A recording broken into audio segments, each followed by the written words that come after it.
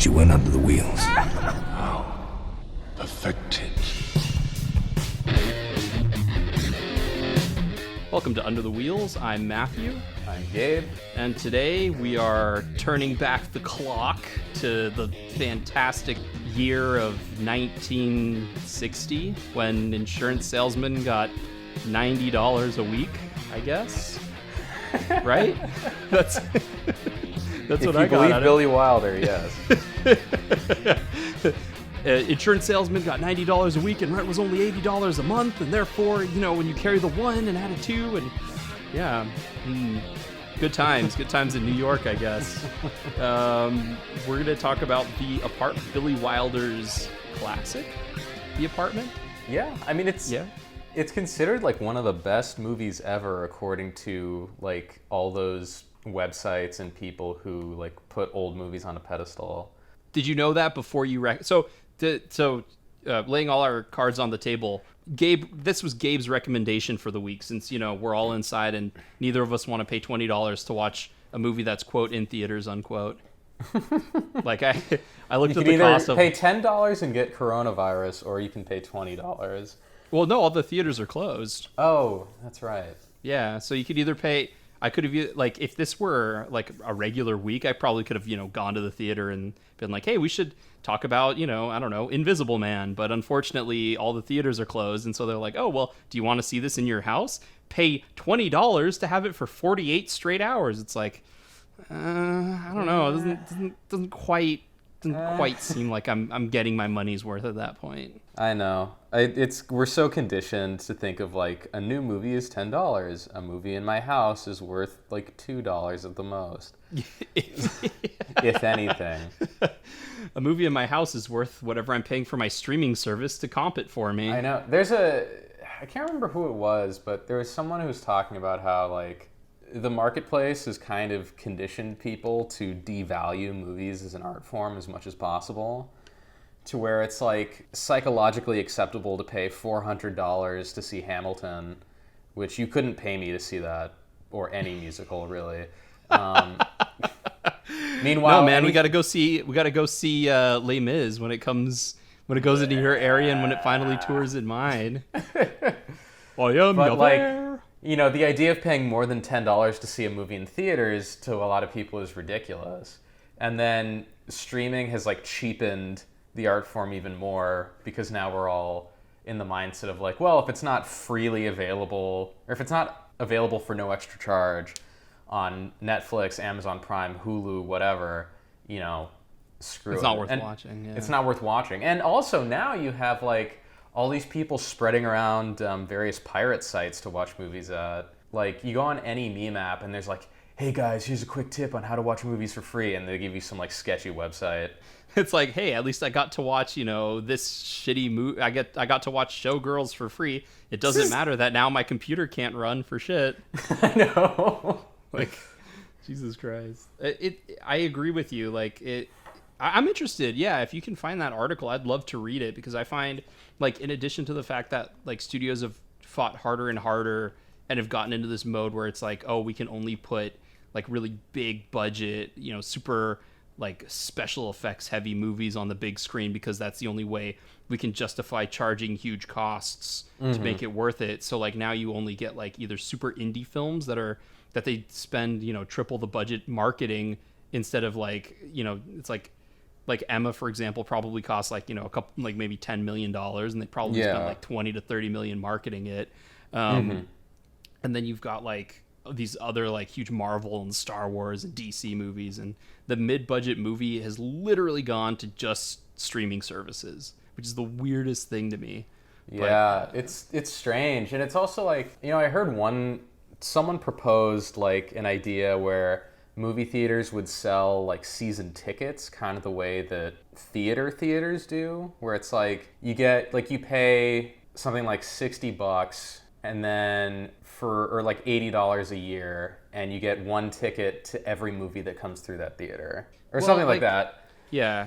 They I think the model that I have for AMC, with the AMC, it's funny that we're talking about this, but the AMC A-list, the Stubbs A-list members, you pay $24, you get 3 movies a week. Well, if you see 3 movies a month, you've already paid it off. So like they can go up to $30. I'll still pay for it. And I'll still be able to see like anything that I really want to see, because you get 3 a week.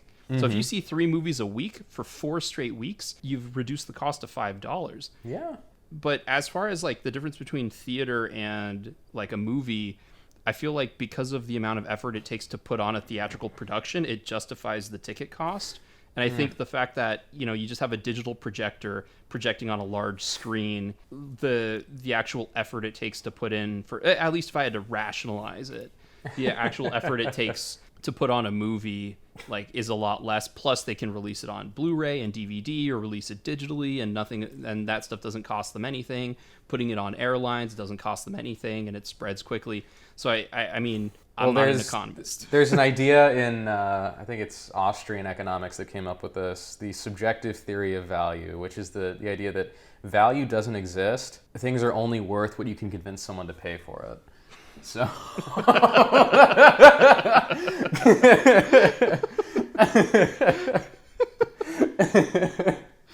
so there's that take on it. I would say everything in moderation. I believe that. I can believe that's true to a point. That would explain why electronics are so much more expensive than like dishes. Yeah. So yeah, The Apartment, which is available with a Amazon Prime subscription for no extra charge. Oh my god! I'm actually really excited to delve into this. So, but before we do, let's start off every episode like we always start off every episode, except apparently this one. Gabe, sir, what have you watched this week, or this last chunk of time? Fortnight. What have you been up to? So this last couple weeks, I've watched. I watched a couple movies that you mentioned on previous episodes. I watched Zhang Yimou's Shadow, or Zhang Yimou, as you like to say. Yeah, Zhang Yimou. It's interesting. It's like a lot of the action sequences and like the cool set piece in the middle where they attack the city are like really cool. The look of the movie is pretty interesting. Like you were saying, everything's ultra desaturated to being almost black and white, except for people's like faces and some blood and stuff. But it feels like that whole movie spent its entire budget on the main like set piece in the middle, and the rest is some like one room theater piece. Also, there's a lot of that like ultra stylized like kabuki theater Toshiro Mifune acting going on. Which is a little off-putting. Especially when it's like a dramatic scene and everyone's like making these crazy like wide-eyed faces and these ultra like stuttery movements and stuff. Yeah, the acting wasn't the best. No. I think it's safe to say. But I think that's just a thing. Like, for whatever reason, a lot of the big Japanese directors in the 50s and 60s who made a lot of those period pieces with ultra stylized acting, I think that eventually became shorthand for just this is how you act in a period piece movie. It's kind of like how we now think that everyone, like in our minds, even though we know it's not true, we imagine everyone in the 1940s and 50s talking like some kind of radio announcer, Right. So I think it's... Or like everyone talks like it's His Girl Friday. And so I think it's that kind of weird cultural shorthand that's so just ingrained into the language of that type of movie that it's kind of taken for granted now that, oh, it's a period piece in China or Japan or East Asia generally. Everyone has to act like Toshiro Mifune now. So yeah, it was pretty good. I watched Haywire as well, which I really liked. I think it's kind of like a poor man's version of The Limey. Yeah, I could see that. It's like it's short, it's to the point, it's really stylish in a lot of places and looks extremely cheap in a lot of other places. Right. Which is, I think, par for the course. Whenever Soderbergh doesn't have a big budget, he'll make his movies look really good, except for a few scenes where it looks like they were shot on like digital videotape in terrible lighting. Like the raid at the house where everything's blue is shorthand for nighttime. It's like, dude, this is like a film school 101. Like, don't do that. He just puts a giant blue filter on it in post, and is like, yeah, it's fine. It's fine. People will get it. I love it when the lights go off and then Bill Paxton's face is just like, the lighting is exactly the same, but it's blue now. It's like blue with like a little highlight of like the flame of orange on it. It's like some guy had to go in every scene and just draw a little mask on it to make It's sure funny that because the like yellow showed up. they do that in Mad Max Fury Road and it looks amazing, but they do that in Haywire and it looks terrible. Well, the difference is Mad Max Fury Road took like 2 years to edit and like get all the post stuff looking good, and Haywire probably did it in like a weekend. I know. Let's be honest. Knowing Soderbergh, he did it in a weekend. Like that's part of what I love about his movies. Like only he would have an extended sequence where like they're driving in the car and it's just like the cameraman in the back seat recording them as they're like driving forward and going in reverse. It's like things like that where it's like, all right, Soderbergh, I gotcha. Yeah, I really appreciated all the extended, like the really long fight scenes that this movie is just full of. Mm-hmm. And that they're very like, you know, they brutal. Try to be as realistic as possible. You can definitely tell, like they kind of went to Gina Carano. It's like, okay, all your cage fighting shit, just do that, and we'll kind of figure out a way to work with it. Yeah, well, and it was cool because like, you know, they applied it to areas where it's like she's in narrow corridors. Oh, she can do her cool like kick off the wall punch you thing, you know? Yeah. So yeah, I thought all that stuff was really neat. I mean, you know, it's plot and character-wise, it's whatever. But like, I think everything else about it is pretty neat. Especially all the cameos, the Soderberghian cameos. Oh yeah. We were talking about in Suicide Squad. We were talking about how like Ewan McGregor and his like weird roles, and it's like, yeah, Ewan McGregor is in this movie. Why is Ewan McGregor in this movie? I don't know, but it's fun to see him in there. It's like with his like horrible American accent rearing its ugly head. I know. It's weird because like we're so used to him with a British accent, even though he has a Scottish accent. Yeah. And then he seemed, and like lately, the last 10 years, he's been in all these movies with a terrible American accent. At least they didn't have to like force Michael Fassbender to have an American accent. I think he had a British accent and then an Irish accent at one time too. Yeah, I think his character's real accent is Irish, and then he pretends to be British to like lure Gina Carano. It's like, ooh, sexy British Michael Fassbender accent. Again, he basically plays James Bond in this movie, so it's like, why doesn't... We're kind of going back to our earlier conversation about that. But yeah, why don't they just get Fassbender for James Bond? Yeah. But yeah, Haywire's an interesting movie. I also saw Warrior. Speaking of MMA movies, another MMA movie. Warrior's so awesome. Oh, it's so good. Holy shit. Dude, Tom Hardy is the greatest actor of a generation. Anyone who disagrees with that sentiment is just wrong. Like, his performance is amazing. Now you have to watch Tinker Tailor Soldier Spy. I've already seen it. I saw it in theaters. Oh, okay. I want to rewatch it. I forgot Tom Hardy was in it. I was like, yeah, Tom Hardy's freaking amazing in Warrior, and Joel Edgerton does a great job, and Nick Nolte does a great job.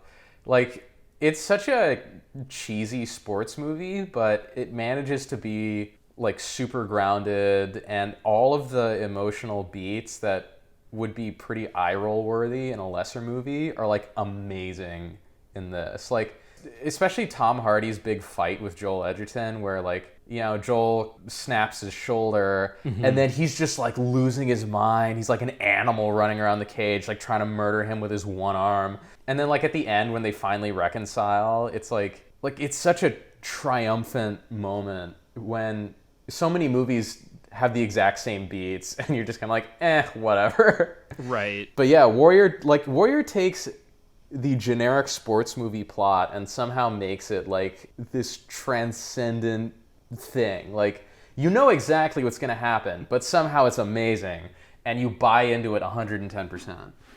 Yeah. Well, it's directed by the guy who directed that Ben Affleck basketball movie that I know. It's crazy. He's going back to his roots and directing a movie about Ben Affleck playing himself as a fat alcoholic wash up. Oh But yeah, it's crazy, man. Like, watching ESPN for the past month has been an exercise in frustration. Because every like I'll stream stuff on ESPN instead of because I don't have like cable or like actual TV. Mm-hmm. So the streaming commercials are different from the live TV commercials, obviously. The streaming commercials, every single break, there's a 30-second spot for the way back. And I want to kill myself. That's what it's called. It's so bad. I'm like every fucking break, you just get Ben Affleck saying, it's like, they haven't been through what we've been through. They don't know what it's like to get knocked down and have to get back up.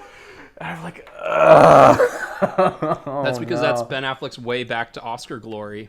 I know. It's not, but that was what he was hoping for. This is like, it's weird because Ben Affleck is also like a writer and director of movies as well. So it would make sense if he wrote and directed The Way Back, and this was like his Chef, like the way Chef was for Jon Favreau.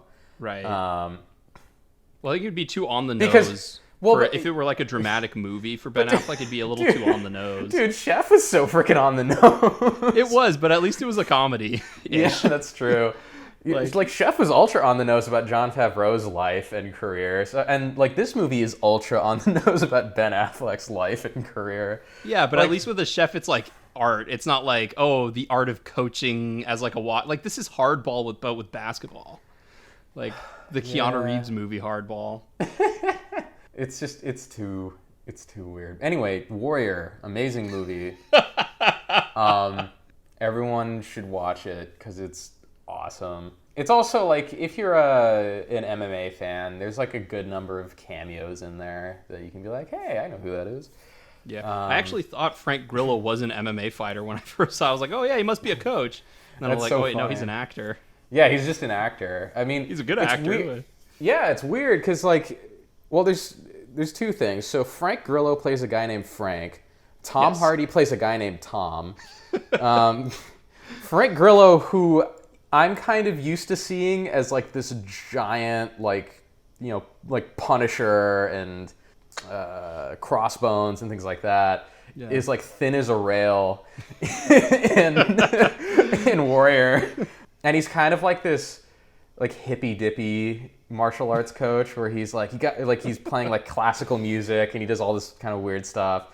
He's really convincing as his character. He kind of just, you really believe he's that guy. Yeah. I thought they to the point I thought that they legit got like a coach, and they did that naturalized actor 1970s type thing. They just like got the guy. It's like, oh, you're a coach? Okay, cool. You can be the coach in here. Can we give you a couple of lines to say too? And he's like, oh, sure, yeah. But one fun note is Anthony Rumble Johnson plays one of the fighters in the movie. Who, like, he's the black guy that Joel Edgerton has to fight first. And the way their fight goes is he catches Joel Edgerton in a bad position, like unloads all these power shots on him, but can't knock him out, and then gets submitted in the second round. And that's the story of the actual Anthony Johnson's entire career. If he doesn't knock you out in the first round, he gets discouraged and then usually gets submitted later. Talk about on-the-nose real-life scenarios. So, yeah, when I saw that, it's like, wow, they just have Anthony Johnson playing basically himself. So I thought that was funny. Dude, fun fact, Nick Nolte was nominated for an Academy Award for Best Supporting Actor for that movie. I know. I can see why, because his performance is very, like, Oscar baity. I mean, it's good, don't get me wrong. Yeah. But it's got like, the Oscar checkbox scenes, Like when he's really drunk in the hotel room, like screaming at his audiobook of Moby Dick, which is so pretentious. But I've corrected that. Can we who is the Gavin director O'Connor? Hold on. It was Gavin O'Connor. Gavin O'Connor. Gavin on the nose O'Connor. Mm-hmm. What else did he do? It's crazy that he got nominated and Tom Hardy didn't, though, which I think just furthers my thesis that the world does not appreciate Tom Hardy as much as it should. He's like the Toshiro Mifune of the modern day, but without like all of the credit that Toshiro Mifune gets. Then again, Toshiro Mifune was in like a shit ton of movies from like between like Drunken Angel and when he was forced to go into television. Like he was in everything, it seemed.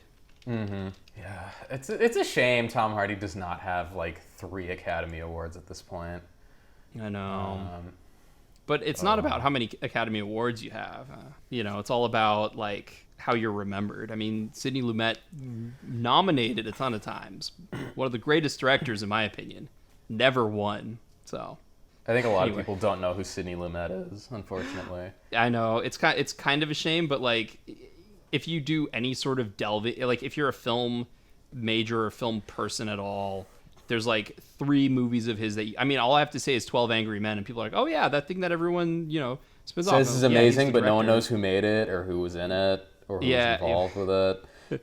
Although, which is a shame because like that reminds me of something else about Seven Samurai, but it's a shame because like a lot of people have preconceived notions about 12 Angry Men, but like from a technical standpoint, it's a very show-offy film. It's really good, but like for something that was, it's a good version of a movie that was adapted from a play into a movie script and like uses the film language effectively to show progression in it. So yeah, well, it's like Sidney Lumet's kind of like a more recent version of Billy Wilder in the sense that like, AFI and Turner Classic Movies, if you ask them, Billy Wilder is like top 5 greatest filmmakers, writer-directors of all time. Like an absolute master of the art form. Meanwhile, I don't think Netflix has ever had one of his movies on their platform. I don't think most people know who he is, just because like there's that recency bias of like, well, he was like the Quentin Tarantino or whatever of the 1950s. Yeah. But we're not in 1950 anymore, so no one gives a shit. And also, there's a lot of people where if you show them a movie that's in black and white, they just won't watch it. I'm excited to get into that because I agree. I agree with everything you just said there. Well, it's like, people will refuse to play 64-bit video games because the graphics don't look as good or whatever, It's like, well, this doesn't have color. Movies should have colored now. Or like why isn't there HD bump mapping on this game? What the hell? Yeah, it's it's like people who like it's a weird thing where it's like, oh, this movie's in black and white. Nah, it's too old.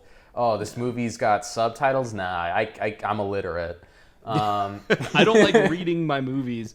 Which I totally get it. Like, don't get me wrong, I totally get it. But if you can, especially nowadays, if you can adapt yourself to black and white movies, if you can adapt yourself to black and white movies. In some ways, they're so much more visually enriching than colored films. Yeah. Color movies. Which we'll get into with The Apartment, because that movie looks amazing. Yes, we'll definitely get into it. And then the last movie I saw recently was Frank and Lola, which is, it's a thriller I heard about like a long time ago that I thought got more acclaim than it actually did. But it's really good. It's got Michael Shannon playing like a jealous boyfriend full of murderous rage who's also a chef. Which, if that doesn't sell you on the movie, I don't think anything will. Like, the movie's really stylish. It's really well written. It's less than 90 minutes, so it's like airtight. It's got Michael Nyqvist in it, who's the bad guy from John Wick and Mission Impossible Ghost Protocol. But yeah, Michael Shannon... Rest in peace. Rest in peace. Michael Shannon delivers like one of the all-time great Michael Shannon performances. Like, he is just seething with anger in like every scene, and it's great. Like, I would say Gimme Shelter is like the #1 Michael Shannon performance of all time, and then this is like maybe 2 or 3. So yeah, it's a really great, like, kind of serious adult thriller. Huh. Where did you see it on? Netflix. I'll have to bookmark that one. Again, Imogen Poots. I have a love-hate with her. I think we talked about this before with Green Book. Is it Gimme Shelter or Take Shelter? That's the... I believe it's Take Shelter. That weird, awkward... Oh, yeah, Take Shelter. Take Shelter. Yeah, Take Shelter, written and directed by Jeff Nichols. That is the #1 Michael Shannon performance of all time. But okay, Frank and Lola is like up there with that. You mean the number one performance of Michael Shannon isn't in The Night Before or 8 Mile? Correct. And it's definitely not in Bad Boys 2. Oh shit, that's right. I was so happy to see him in that. I was like, what the fuck is going on here? As like the worst white supremacist of all time. Oh man. You know, Michael Shannon, like, you know, I made fun of him for being in The Night Before, but like, I think it's called The Night Before, the Seth Rogen movie where he's a drug dealer. Michael Shannon can do anything. He's good in comedy. He's funny. He is. He can do anything, but there is one thing that he does better than anything else. Maybe. He was really good in The Current War. Like, because he did the one thing that I never really see him as, and that's like a completely sympathetic guy. Yeah. And he was really good in that. He was really good playing that. He could do anything. Is that really any better than him as General Zod screaming, "I will find him"? Like, that's peak Michael Shannon. Like, that's why we love him. I will find him! I mean, it is. Well, I don't know. Like, I'll take him as, like, sympathetic. I'll take him at anything, pretty much, at this point. Like, you know, I thought, I think even Rian Johnson wished he could have put more Michael Shannon in Knives Out. Like, Michael Shannon's going to be the next Star Wars cameo character. We're going to be like, oh, It's Michael Shannon as a stormtrooper, but he's not going to say anything because he's going to look intimidatingly, and it's just going to be a wasted cameo by insert popular director here. So. Oh, man, if it was me and they said, hey, Michael Shannon has to have a cameo in this Star Wars movie, he would be like the one screaming stormtrooper. Dude, I'd put him as the bad guy in a Star Wars movie, like without a doubt. And I'd just be like, you know what? We're gonna make the majority of the movie Michael Shannon as the bad guy in this Star Wars movie. Yeah, I will say he tends to play pretty sympathetic characters for the most part in like Jeff Nichols movies. I guess that's true. Yeah, because he's sympathetic in Mud. He's sympathetic in. He was in Mud. Take Shelter. Was he yeah, he was the dad. Dude, he's the kid's dad in Mud. Yeah. I'd watch Take Shelter. I like Jessica Chastain. She's awesome. Eh. Especially as a Southern Belle idiot. Oh shit. So yeah, what have you been watching lately? I've been watching a lot, but I'll keep it to 4. First, what is your opinion on Kevin Smith movies? I really like Clerks, and that's my opinion. I would call myself a fan. I've watched, I think, almost every movie he's done except for Cop Out. There's only so far I'll go. But I did watch. Like, it's interesting to see his directing style go forward, because I think as he's gone, he's become a better director of actors, and he's used more interesting shot compositions. Like, as he's gone. Unfortunately, some of his movies, not particularly amazing, but I appreciate his spirit. With that said, Jay and Silent Bob Reboot is on Amazon Prime, and I've been meaning to watch it, so I figured I'd watch it for free, like a true asshole fan. If you liked Jay and Silent Bob Strike Back, you'll like Jay and Silent Bob Reboot. It has kind of like a meta opening, where it's like, oh, this movie is going to be 100% exactly a reboot of the movie we saw in Jay and Silent Bob Strike Back, and it's going to be self-aware. But then like, the end of the first act, I would say, it kind of takes a turn where it still does a lot of the stuff in spirit. Like, it still kind of hits some of the points that Jay and Silent Bob Strike Back hit, but it adds a whole nother layer of, like, character development for Jay's character, because he has to feel like he has to come to terms with his own... You're not going to watch it, are you? No. Okay. He has to come to terms with his own abandonment from his parents, as well as the fact that he's abandoned his daughter. And so that's kind of what drives the heart of the movie, which, you know, if you're going to have a movie that's all about cameos, it's good to have some sort of a heart in there. So that part's good. It's funny because Val Kilmer makes a cameo, but he doesn't say anything because, you know, Val Kilmer's tongue's all fucked up. Yeah. So he can't say anything anyway. But he has a cameo in it in kind of like a ridiculous way. If you like cameo fests in movies, you'll like it. But if you think that stuff is like so 2000, early 2000s, early 90s, then you can stay away. Although Ben Affleck has a really good extended period in the movie that was nice. And it actually looks surprisingly good. Like I said, I feel like over the years he's gotten better with actors and he's gotten better with camera work. So, and then I watched 2 animated films. I watched Oliver and Company. Have you ever seen that one? When I was a little kid, yeah. Yeah. So I won't talk much about it. I think it's an interesting movie because it's very much like a movie of its time. All of the backgrounds look like photographs that they then ran through a copy machine. So like the photographs look kind of realistic, but kind of hokey. I know nothing about Oliver Twist, I realized. I know, may I have some more, please? But that's it. Like, I don't know anything about the story. So I went in completely blind. I was like, I don't know what the hell's going on in this movie. The only thing that's really amazing about this movie is that it has some of the most violent death scenes I've ever seen in a G-rated movie. Really? There are these 2 dogs that are chasing the main characters at the end of the movie, and they get knocked off. They're on the subway. They get knocked off the subway, hit the rails, and get electrocuted so hard that they literally disappear. What? And this is a Disney movie. So that happens twice. Okay. And then the final bad guy, he's chasing our main characters on the subway tracks. And our main characters are on like a little moped. They somehow get up onto like a piece of the Brooklyn Bridge, I think it is. And they're zipping away. The bad guy's like, what the heck? And then he looks forward. He sees a train coming. You see the car go off screen. And then the train coming the other way on screen with a giant explosion following it. I was like, wait a second. Is this a Disney movie?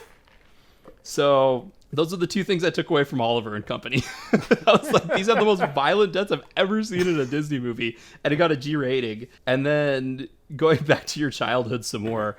Did you ever watch the Disney Hunchback of Notre Dame?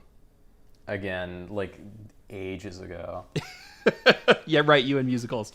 I love that movie. I understand that a lot of people have problems with it tonally because it goes from like, oh, look at how happy Quasimodo is. Isn't this great? Oh, now everyone's throwing fruit at him. Now all of a sudden ropes have come out and they're strangling him and like throwing fruit and everyone's like looking on like super disturbed and Frollo's there and he's like, let the cretin burn. And like, this is in the first 15 minutes of the movie.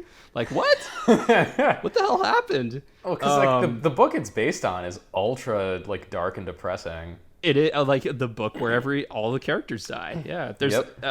There's, if you're really interested in the history of the evolution of the Hunchback of Notre Dame story, there is a great video I can link to, which I'll put in the show notes. But the Disney movie itself, like, the singing is so good. And Kevin Kline is in it, and he's really entertaining, always. And the movie is so dark that I love it so much. It's like, if you're a fan of animated films, it's so worth another watch. Also, it's funny to look at the background because you can see like the early use of CG. So like the front looks so good because they're all hand drawn and colored really well with the cap system. And then in the background, you see these like really janky looking 3D guys like moving around. And it's like, oh, that took me out of the movie. So if you want to stay in the movie, don't look at them. If you don't care, just pull back. And look at those 3D guys. Well, it's kind of like all those movies from the like mid 90s time period where they just started introducing CGI animation and they were mixing it with traditional animation. That gave birth to some really strange stuff. Like, remember the all CGI opening to Mask of the Phantasm? Yes. That's just like incredibly ugly, and then it gets back to the actual movie and you're like, oh, thank goodness. I know. Well, and luckily, like, the rest of the animation and like the animation house they used was good in that. But yeah, that like firmly plants you in a time period. You're like, oh god, what the hell is this? Like, I know. I do remember like in that time they were also trying to make the 3D models kind of look like hand animation, so they all had kind of like a pastel-y scratchiness to them. Yeah. It's like, oh god. Another. And then, like, oh, go ahead. Shit.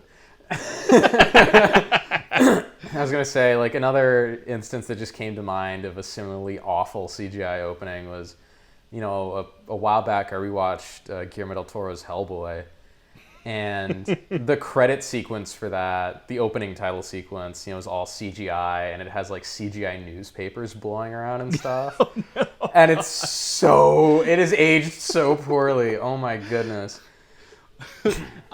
I haven't watched Fight Club for a while just because I don't care about Fight Club anymore. But that sequence where like they have the CG flyby through the room where like he accidentally left his stove on and it like caused like a gas leak and like his apartment exploded.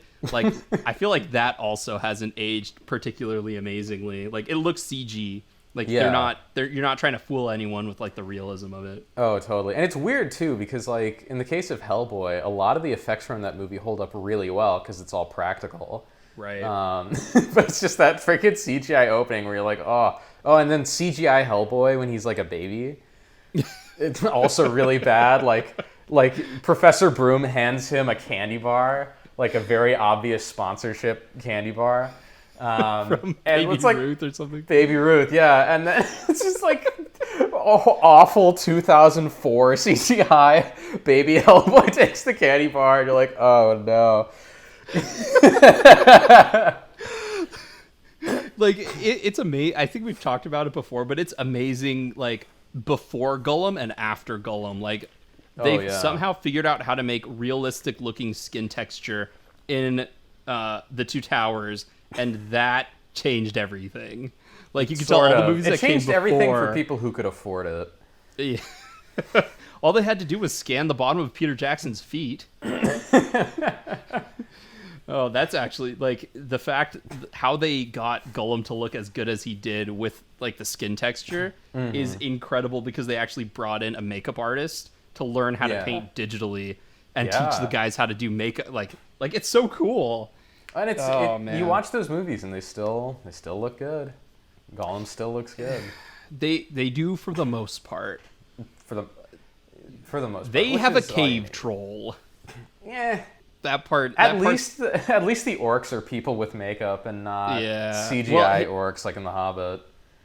Yeah. And again, I don't hate the CGI orcs. Like, granted, it's not Azog the Defiler. His character model is just kind of bland looking in general. It's like, really, you wanted to go with this guy? But like, I don't hate the CGI orcs as much as a lot of people, but I can understand why people don't like them. Yeah. When we talk about tone problems, that's Hobbit. Tone problems in The Hobbit are one of many or as one subset of the entire like laundry list of problems that those movies have. But I mean, part of it is the movies feel like an animated movie because there is so much CGI, and yet it is like also trying to be very dark and serious and linked to Lord of the Rings, which is tonally very different from The Hobbit. Right. That's Billy Connolly's problem, like CGI head just pasted on a like an Unreal Engine CG character model.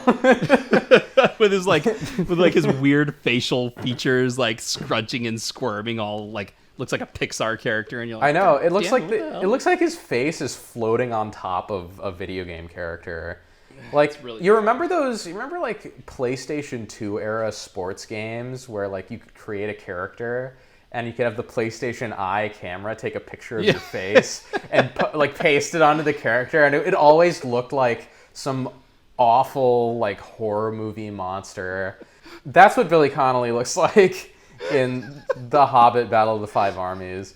He looks like a high-res version of it, but not like high-res in the fact of like it looks better, but high-res in the fact of like they were able to take a picture at like 1020 or 1080p and just like paste it on there. So like when he turns to the side, it still looks like a fake face. Exactly. It's like instead of being a 480i abomination, it's a 4K abomination.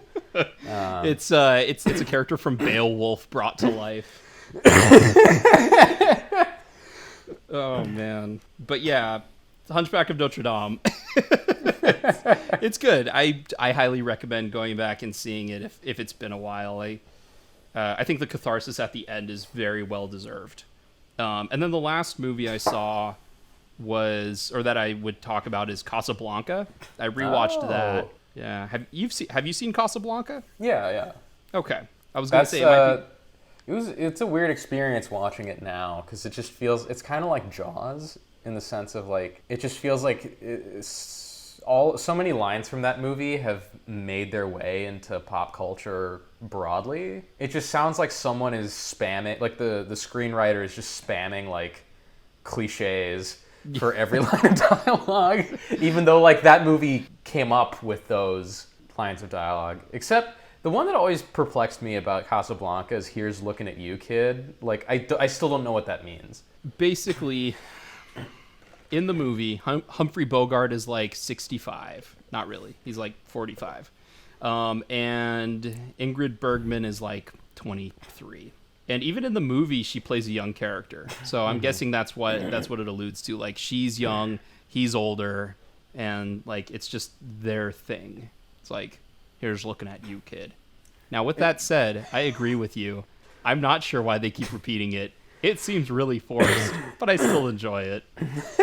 Like, in that way that only 1950s catchphrases can feel forced. Yeah. You know, like, it's funny because Casablanca has almost the exact same cast as the Maltese Falcon. Yep.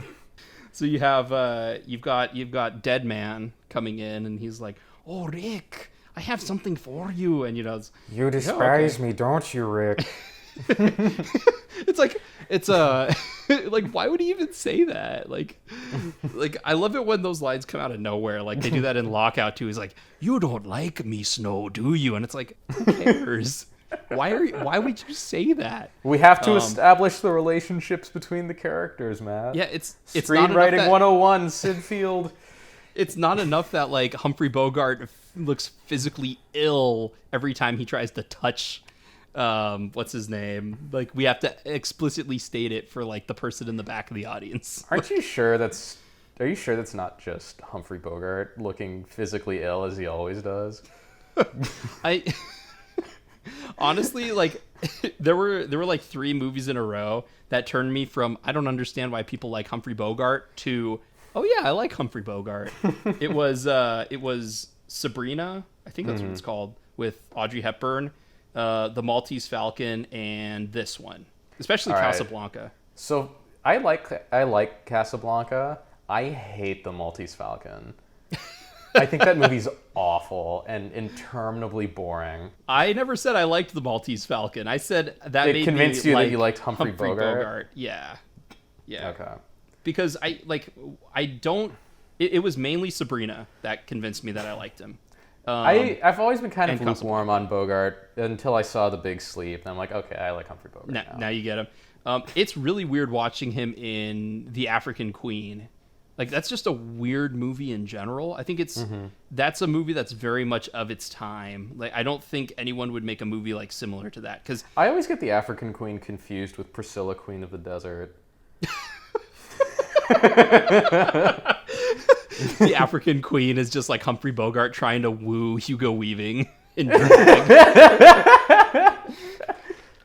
Well, it's weird because like you have Hugo Weaving in drag in Priscilla, Queen of the Desert, right? Mm-hmm. And then you have Katharine Hepburn as the main love interest. And Guy Pearce in drag. Who? Guy Pearce.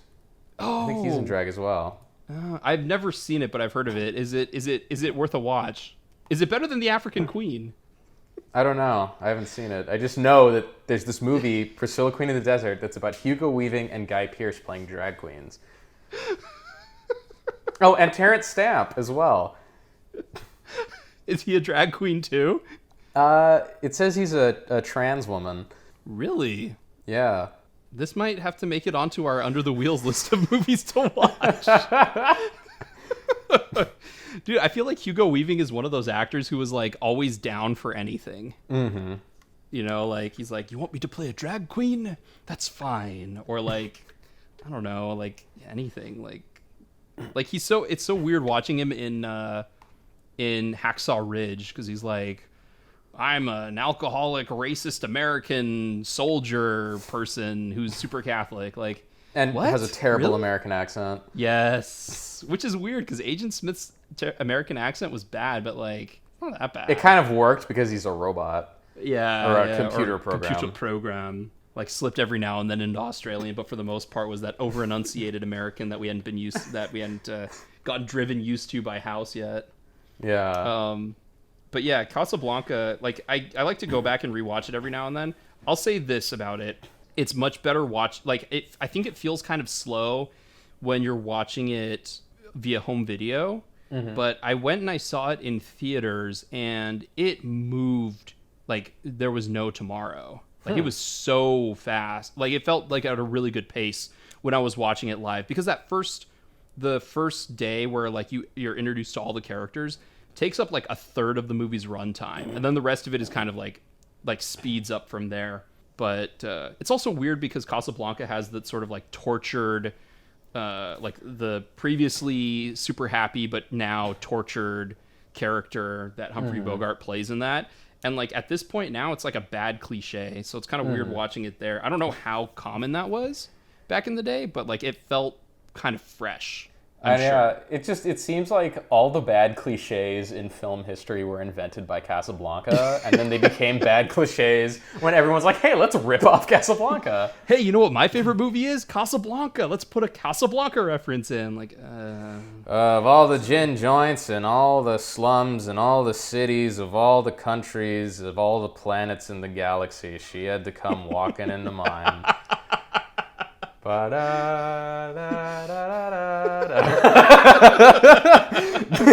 Season 2 of The Mandalorian. Pretty much. Anyway, that's what I'd been watching. Okay, so The Apartment. I'm gonna start this way. I'm gonna change up the format. Okay. Why did you recommend it for us to watch?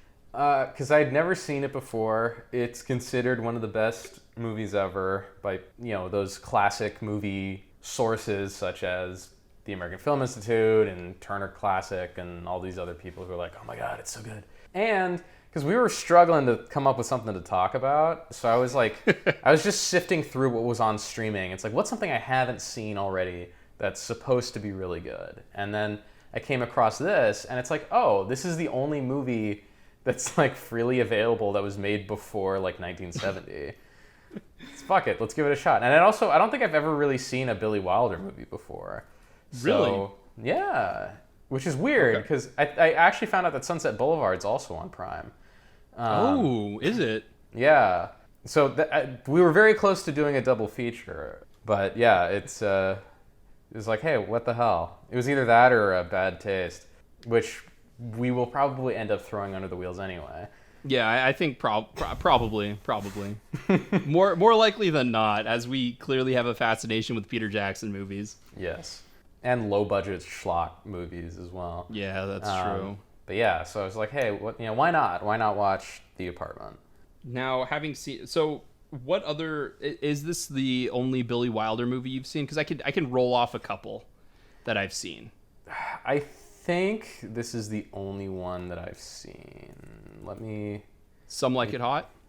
Nope. The 7-Year Itch? Nope.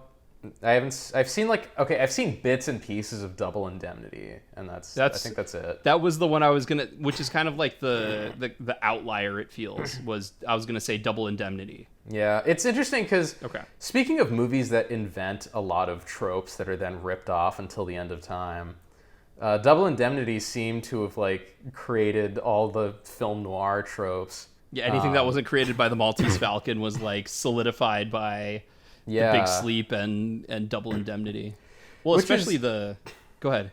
I was just going to say, which is interesting, because like a lot of, especially like film noir cinematography is typically like credited to Double Indemnity. Really? But yeah. But it's weird because like a lot of what I've seen of that movie is like just butt ugly. Like it's like you think of film noir as having this very stylish, German expressionist photography going on, like The Third Man or something.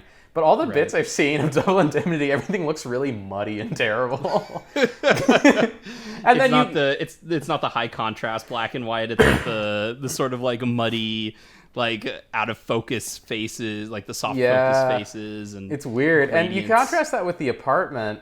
That like The Apartment is gorgeous. Like every shot of that movie is perfectly lit with like capturing like the full dynamic range of light and shadow. Like it's so pretty. The Apartment's The Apartment's kind of a strange movie because, well, it's not kind of strange, but The Apartment's a nice movie because it feels like a master of his craft working on the highest level possible.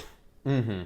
So, like, for just to kind of clear the air, I actually own Double Indemnity. I like it a lot because of something that I like a lot in The Apartment and all of the Billy Wilder movies I've seen, which is his character work. I've seen about half of Some Like It Hot, and I've seen all of The 7-Year Itch. Okay. So there's my pedigree of Billy Wilder.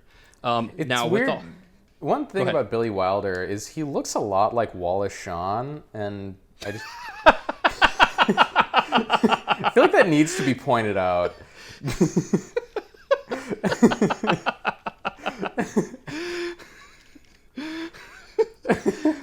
my movie didn't do well. Inconceivable. Inconceivable. Yeah. I always thought that was so funny. He looks a lot like Wallace Shawn, but no one ever mentions that or brings that up. He's also he's also Austrian. That I'm not surprised at, because I'm guessing he came over because Double Indemnity came out in 1945, I think. He came over in the 30s because of Nazis, because he's Jewish and German at the same time. The nice double whammy. Oh yeah, it's definite double whammy. So what did you? So you went in with the knowledge that a lot of these, that this movie's on a lot of those lists of like greatest movie ever made. Mm-hmm. I went in knowing nothing about the movie. Huh. Yeah, I didn't do any research into it until after we had already watched it, because I was like, oh, is this one of his like higher tier movies? Like I kind of knew, I kind of know what I'm in for with Billy Wilder, which is nice. But it wasn't until afterwards that I was like, most people consider this the greatest movie ever made. It's like, ooh, why haven't I heard anyone else say that? So, with that you clearly don't watch enough of Robert Osborne, I guess.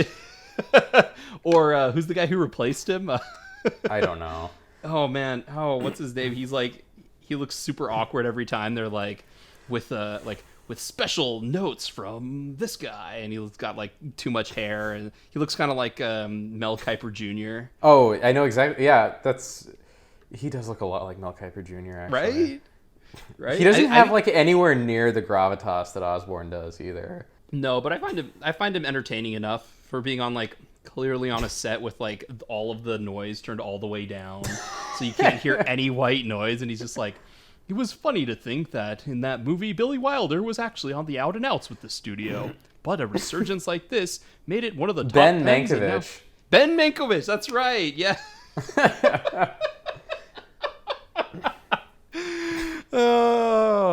Yeah, they always have that like awkward with special notes from Ben Mankiewicz, and he's like looking down and turns to face the camera like some like 1930s movie or something like that, some Playbill introduction. Well, because they do like the old school, I think they kind of ripped off like the PBS, like Alistair Cook style Masterpiece Theater introductions, where he would be like reading a book, and then he'd be like, oh, hello, and then put it aside, and it's like, on today's episode of The Jewel in the Crown, blah, blah, blah, blah, blah, blah, blah, but blah, blah, blah, blah, blah, blah, blah. And then it'll like go to the episode of whatever like awful British soap opera is being peddled to American consumers who think they're smarter than they are. Another episode of Rosemary and Thyme. Yeah, or it's like, on the last installment of the Forsyte Saga, you know. Dude, Masterpiece Theater always pushes out like such dreck, and I don't understand why people like it so much. Because it's like, it's always like these really boring, melodramatic British soap operas based on like works of classic English literature by stuffy authors like, you know, E.M. Forster and G.K. Chesterton and a lot of other people who don't have anything interesting to say. But I think just by sheer it brought us Tom Hardy in Wuthering Heights. And they're so tacky.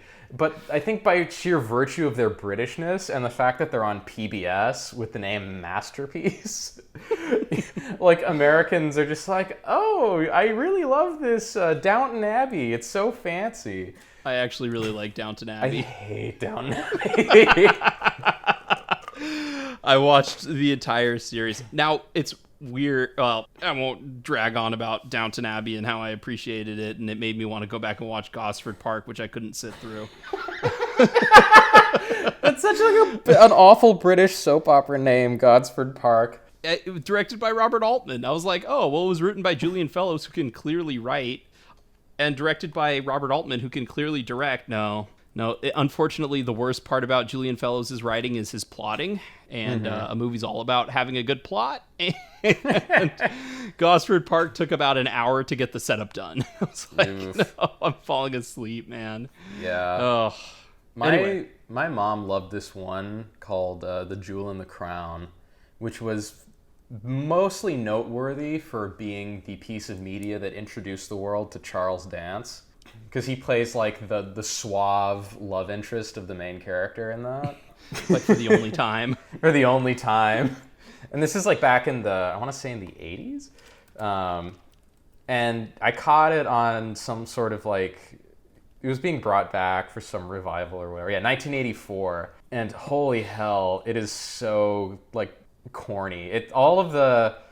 Everything you expect from an over-the-top British soap opera based on a work of classic English literature and then fed to people through PBS.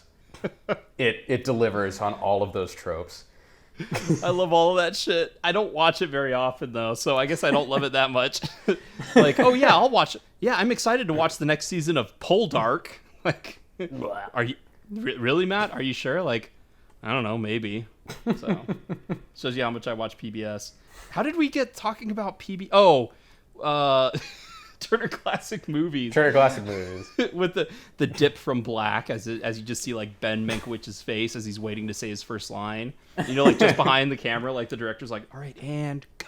He's like trying to remember. Yeah, so like, I mean, like this is the type of movie they would have on Turner Classic Movies and make a big deal about it. And yes, Ben Mankiewicz doing his best Robert Osborne impression would be like, you know, this is like one of the greatest movies ever made. Billy Wilder at top form, keeping in mind that Billy Wilder was like the GOAT when he was alive.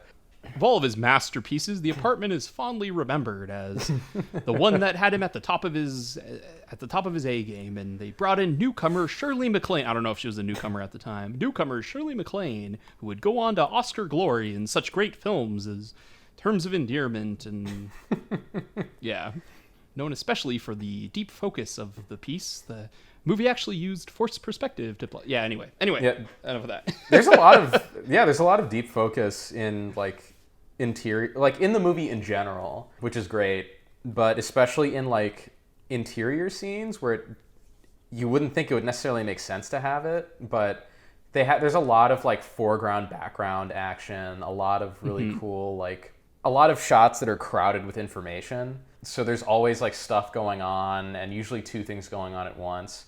Like all the stuff in C.C. Baxter's apartment. Yep. Where like, you know, someone's in the foreground doing something and someone's in the background doing something, and they kind of play off each other. Like that's all really cool. And it allows Wilder to sort of park the camera for long periods of time and not have to cut or move too much, and kind of let the scene sort of breathe and play out in a cool way.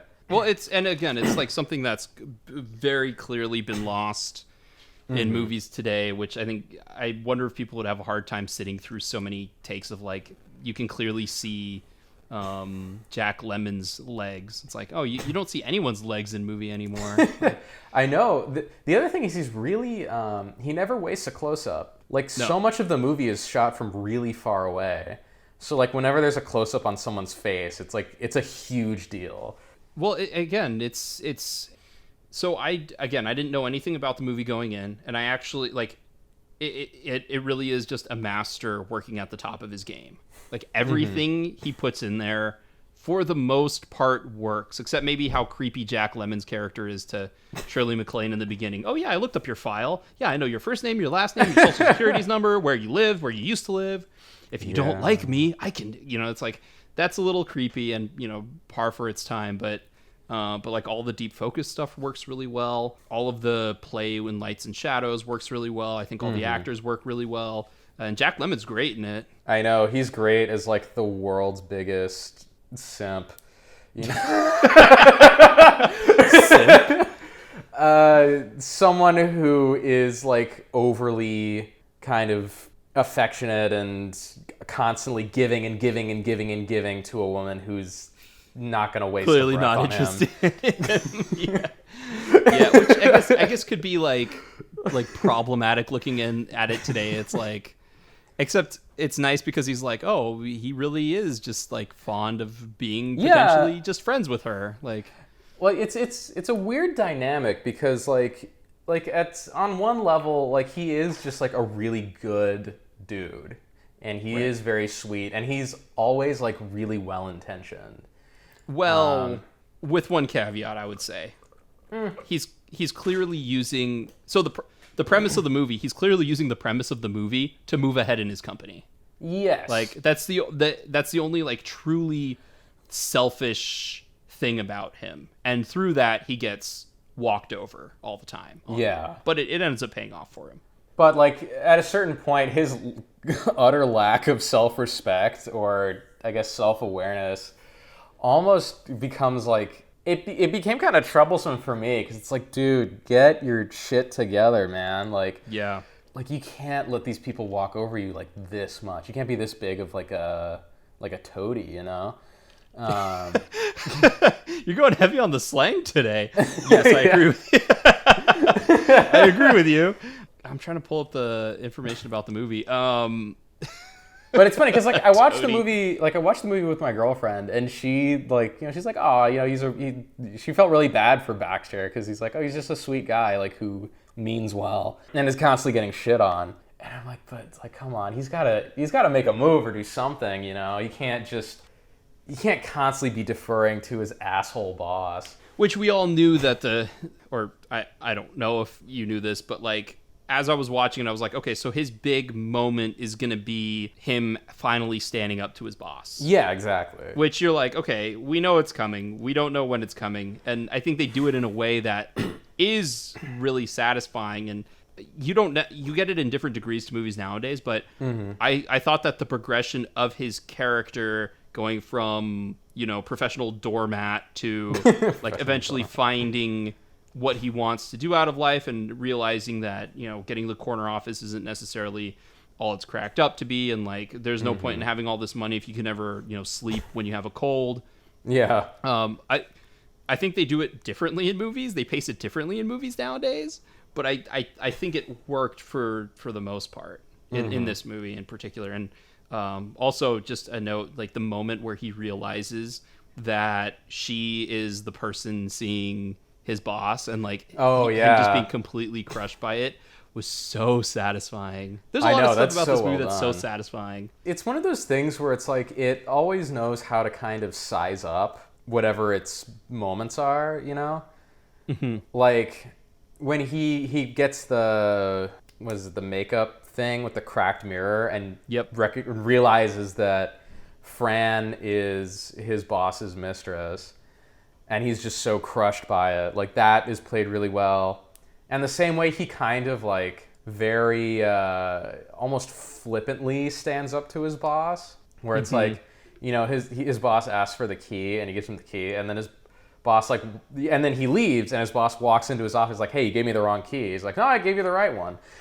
Yep. It's like, oh, that's pretty good. Yeah, I thought that was a clever way of doing it. And I thought there's a lot I liked about this movie. Maybe, should we do you want to go into ratings now, what you would give it? Sure. All right. I would say it's like a low to solid shiny and chrome. Yeah, I would agree with you.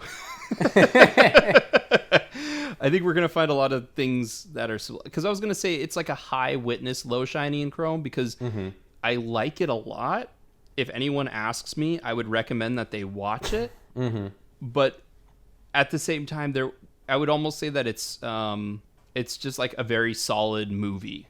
Yeah. You know what I mean? Like it's like the Ford v Ferrari, but like with Billy Wilder, with the Billy Wilder panache in it. In that sense of like the movie is very solid.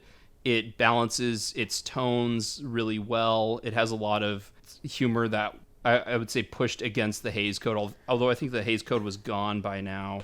But a lot of that sort of like it was edgy for its time. I remember I was watching it with my fiance, and she was like, "Oh wow, this seems really edgy for a 1960s movie," and I was like, "It does seem kind of out there and kind of wild." Well, and you have to keep in mind this movie came out in 1960, so it's really a 1950s movie. Yeah, 1959. I mean, they even say like, "Oh, I made this much money in 1959," and then like the character work as well. Like, I think my favorite part of Billy Wilder's movies are the side characters. I don't know how much of Double Indemnity did you watch, but like Fred MacMurray, who's in both Double Indemnity and in The Apartment, his co-worker in Double Indemnity is played by Edward G. Robinson, who's a great character actor, and he has a lot of like these fun little character tics and fun little character moments.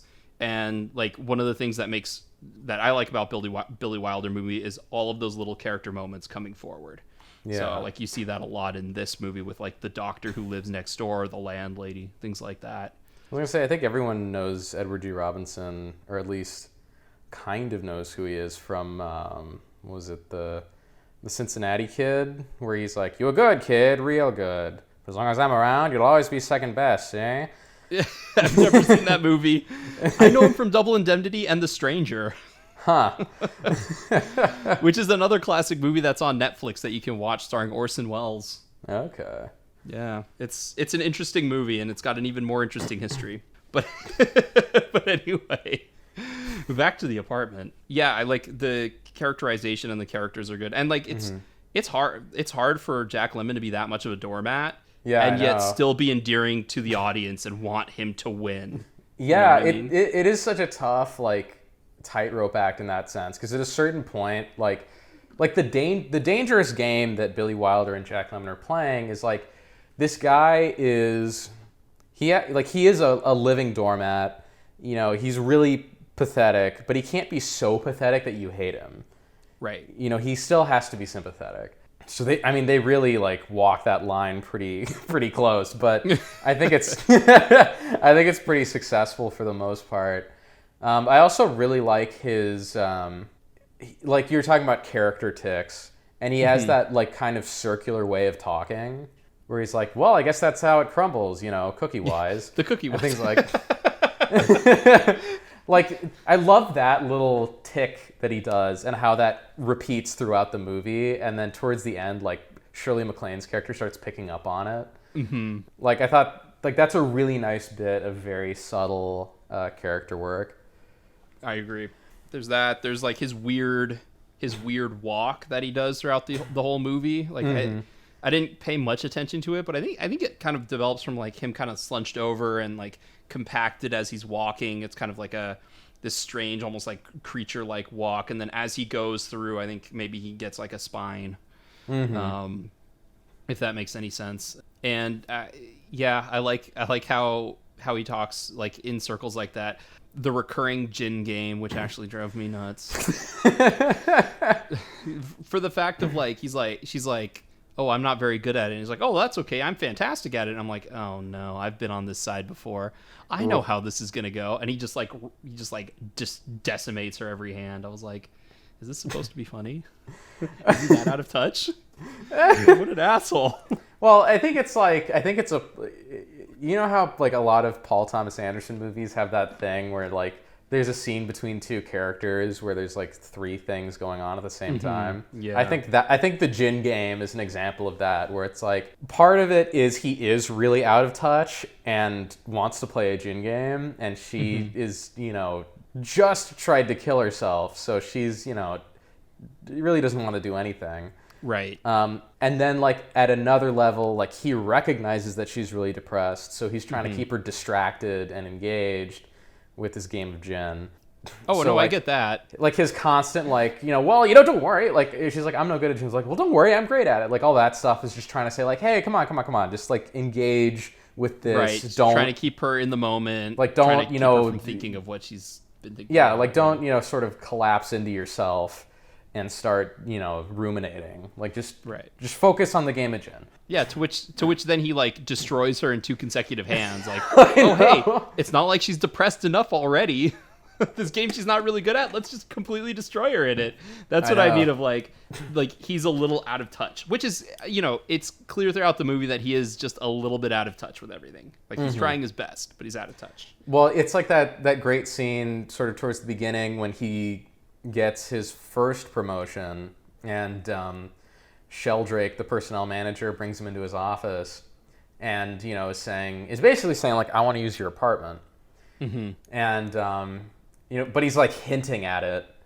Yes. And Jack Lemmon just does not pick up on it. And so then he's like, it says in your report that you are what is, like... Imaginative. You have a good imagination. Attentive, observant, and imaginative. And then he's just like, huh? Oh my God, this movie's so good. I know.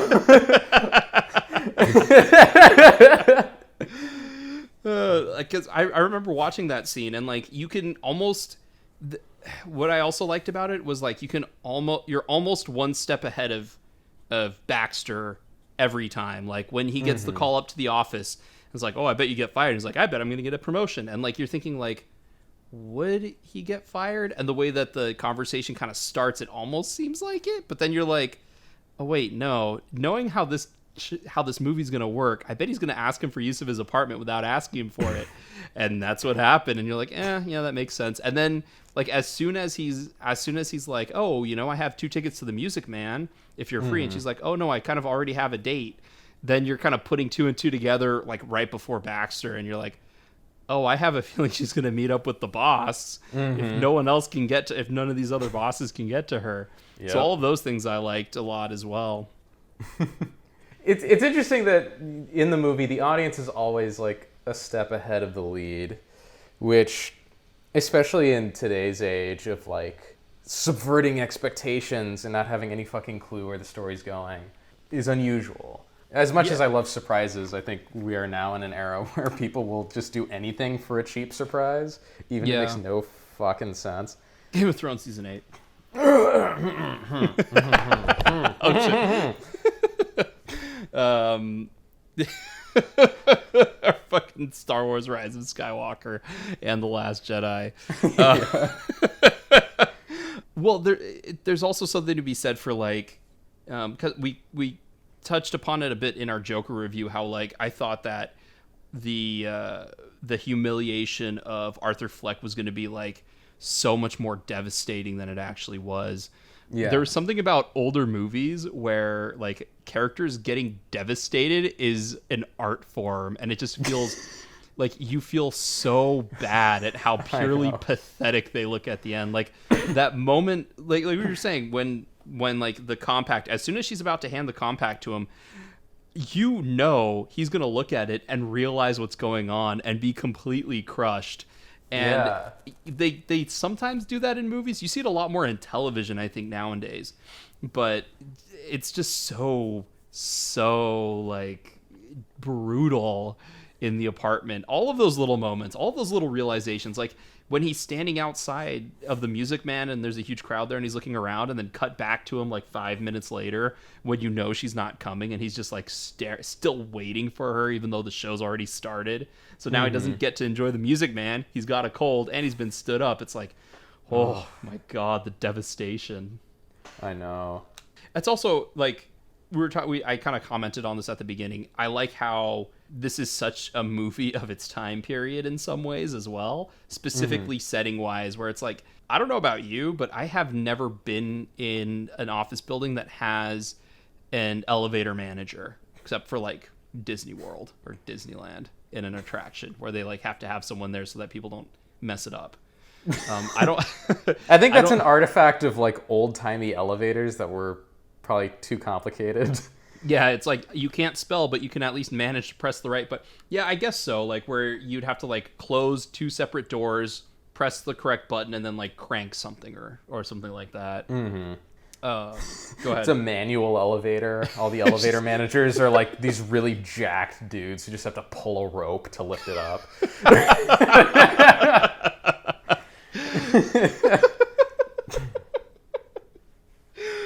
It's fucking Quasimodo in the bottom, just like sanctuary for elevators. Man, everyone needs a job somehow. Jesus fuck.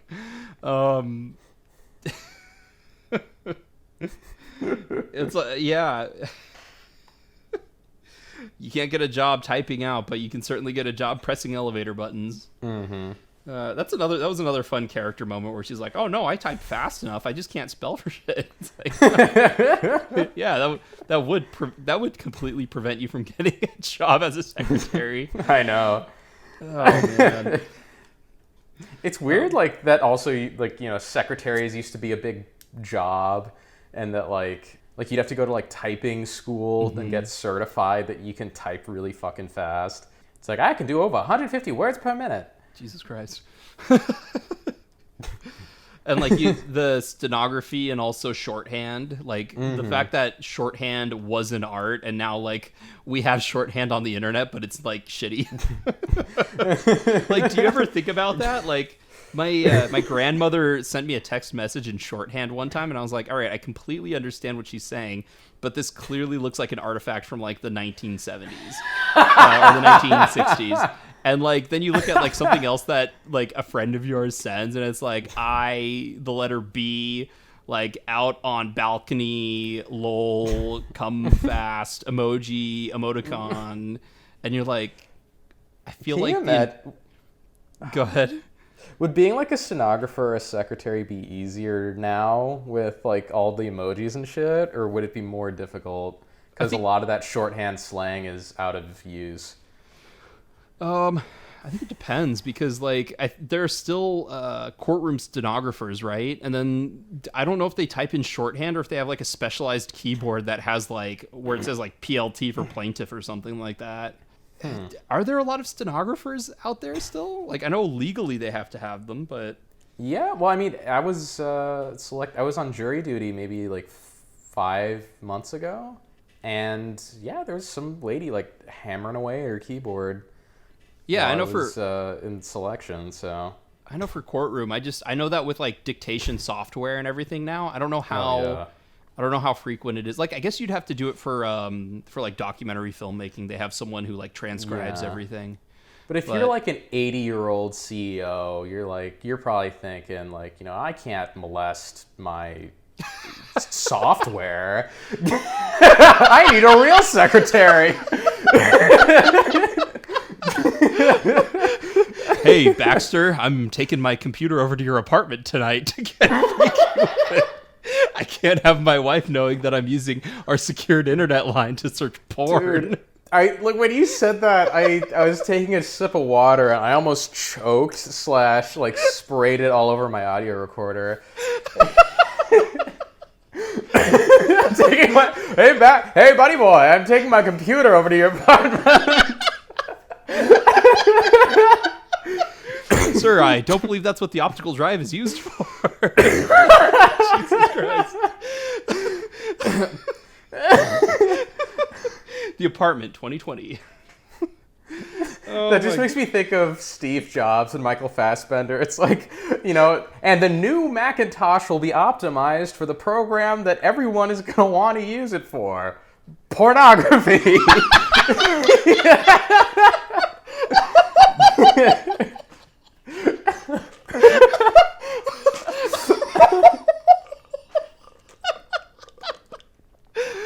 Oh man, I wonder how many drafts of the script that like Sorkin's typing away. He's like, like draft like 285. Like Michael Fassbender just looks at it. He's like, no, I'm not saying this. Oh man, oh my god, that's so funny. I think everyone's using it for. Oh fuck. Oh my god. Oh. So the apartment. The apartment. Oh my god. Jeez. Fuck. Shirley MacLaine. I didn't know Shirley MacLaine acted before Terms of Endearment.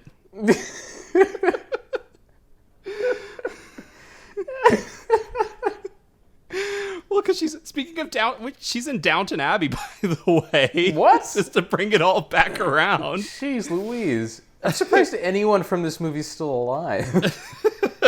Well, Shirley MacLaine was probably like 16 in this movie.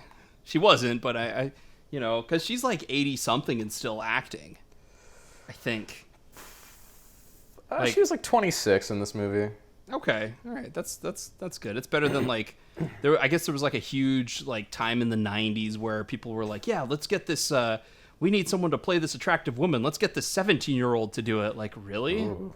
Like, wow. Like, talk about 80-year-old bosses molesting their computers. Like, what the heck? Like, man. Yeah, it's interesting to think about The Apartment given like the last few years shining a light on sexual abuse by kind of the corporate world and how just rampant it must have been at this time period. Like, I mean, literally, one of the managers like slaps Shirley MacLaine on the butt with a newspaper. Yeah, like just getting out of the elevator, like it's nothing, and she's like, "Hey, watch your hands, or you're gonna lose them." Like that was the most retaliation they could do back in that time. It was like a slightly funny like wink of the eye joke to them. Oh, ho, ho, that was clever. It's like, haha, don't do that again, or I'll maim you. Wink, wink. It's such a movie of its time. That really is. I mean, obviously the whole like, oh, the boss and his secretary is like, one of those like open secret jokes, but like even out here, it's just like one of the main, points of conflict in the movie is like, oh, he used to have sex with me, his secretary, and now he has sex with you, the elevator girl. He's really moving down in the world, like. Or it's like how everyone is like trying to get their fuck on at the Christmas party. Like the entire office is like making out with each other at the Christmas party, and I'm like, what the hell is going on? Like, such a different world. You mean that doesn't happen at your Christmas parties, if you even have them? Yeah, we have Christmas parties. That does not happen. Like people get shwasted, but they don't do any of that shit. Well, and I wonder how much of that is like made up, like, oh, I bet this is what happens at Christmas parties that I have never attended since I live in Hollywood and make movies where I'm not invited to Christmas parties. Or like how much of that is just like, this is what happens in Hollywood. It must therefore happen in all other businesses. Something tells me that like in the 1950s, people really cut loose at Christmas parties.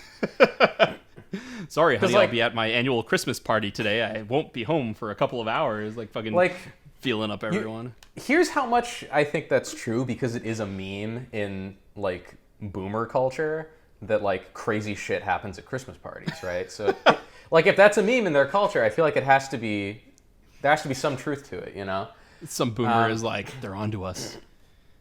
Yeah, well, because think about this, right? Remember the episode of SpongeBob where Patrick has his secret box and SpongeBob is like, what? Like, what's in the box? And then the thing that he's most terrified of is an embarrassing photo of him from the Christmas party. Wait, this is the SpongeBob episode? Yes! So the implication is that like crazy shit happens at Christmas parties. Or there's another episode of SpongeBob, oddly enough, where like they adopt a clam, and SpongeBob and Patrick adopt a clam and raise it like their baby. And Patrick goes to work, quote unquote, and like he comes back in his suit with a lampshade on his head, like he's been partying all night. So I feel like this weird like there's like this like boomer silent generation symbolism of like Christmas party, lampshade on head, like behind closed doors, like crazy shit's going on at these like after work social events. I mean, I wouldn't be surprised, because like, isn't that how like Mad Men survived for 10 years? Is just like, can you believe the amount of rampant sexism in the 60s? And like all the men going, let's bring it back. Yeah, and it's also like societies that are that buttoned up usually have like crazy underground like subcultures and stuff. Right, yeah, that's it's true. like how like all the most depraved shit comes out of like East Germany because they're so repressed by the Soviet Union. Like it just comes out in the most extreme ways. It's kind of like in the 1970s and 80s, like the American conception of dance music was like disco, which is really harmless. And then like East German dance music is like this industrial, like everyone's wearing fishnets and there's all this bondage shit. And it's like, you know, people like hissing in this ultra guttural German. We gotta take down the system, man. We gotta do everything we can to be against the system. It makes sense. It makes sense. So, yeah. Like how people who are like from families that are like hyper religious are like death metal rockers who worship Satan. I know. It's like the whole. It's like the whole stereotype of chicks who go to Catholic school. Yes. You know? Yeah. It's that sort of thing. Yeah. So yeah, I wouldn't be surprised if the just batshit crazy Christmas party in the apartment is at least somewhat inspired by fact. Inspired by fact, yeah. Well, but like to that end, like wouldn't the person who'd be going wild at the Christmas party, wouldn't it be like CC Baxter? Because he's like has a couple of drinks in him and he's like, I'm gonna fuck everything I see. Like that's like, wait, have you seen Blue Velvet? No. Oh, there's a great part where frickin' shit, what's his name? Kyle MacLachlan? No, the bad guy. Oh fuck. Dennis Hopper. Dennis Hopper. Dennis Hopper like inhales a shitload of nitrous oxide and then he goes like, whoa! I'll fuck anything that moves, man. So when you said that, I just imagined CC Baxter acting like Dennis Hopper from Blue Velvet.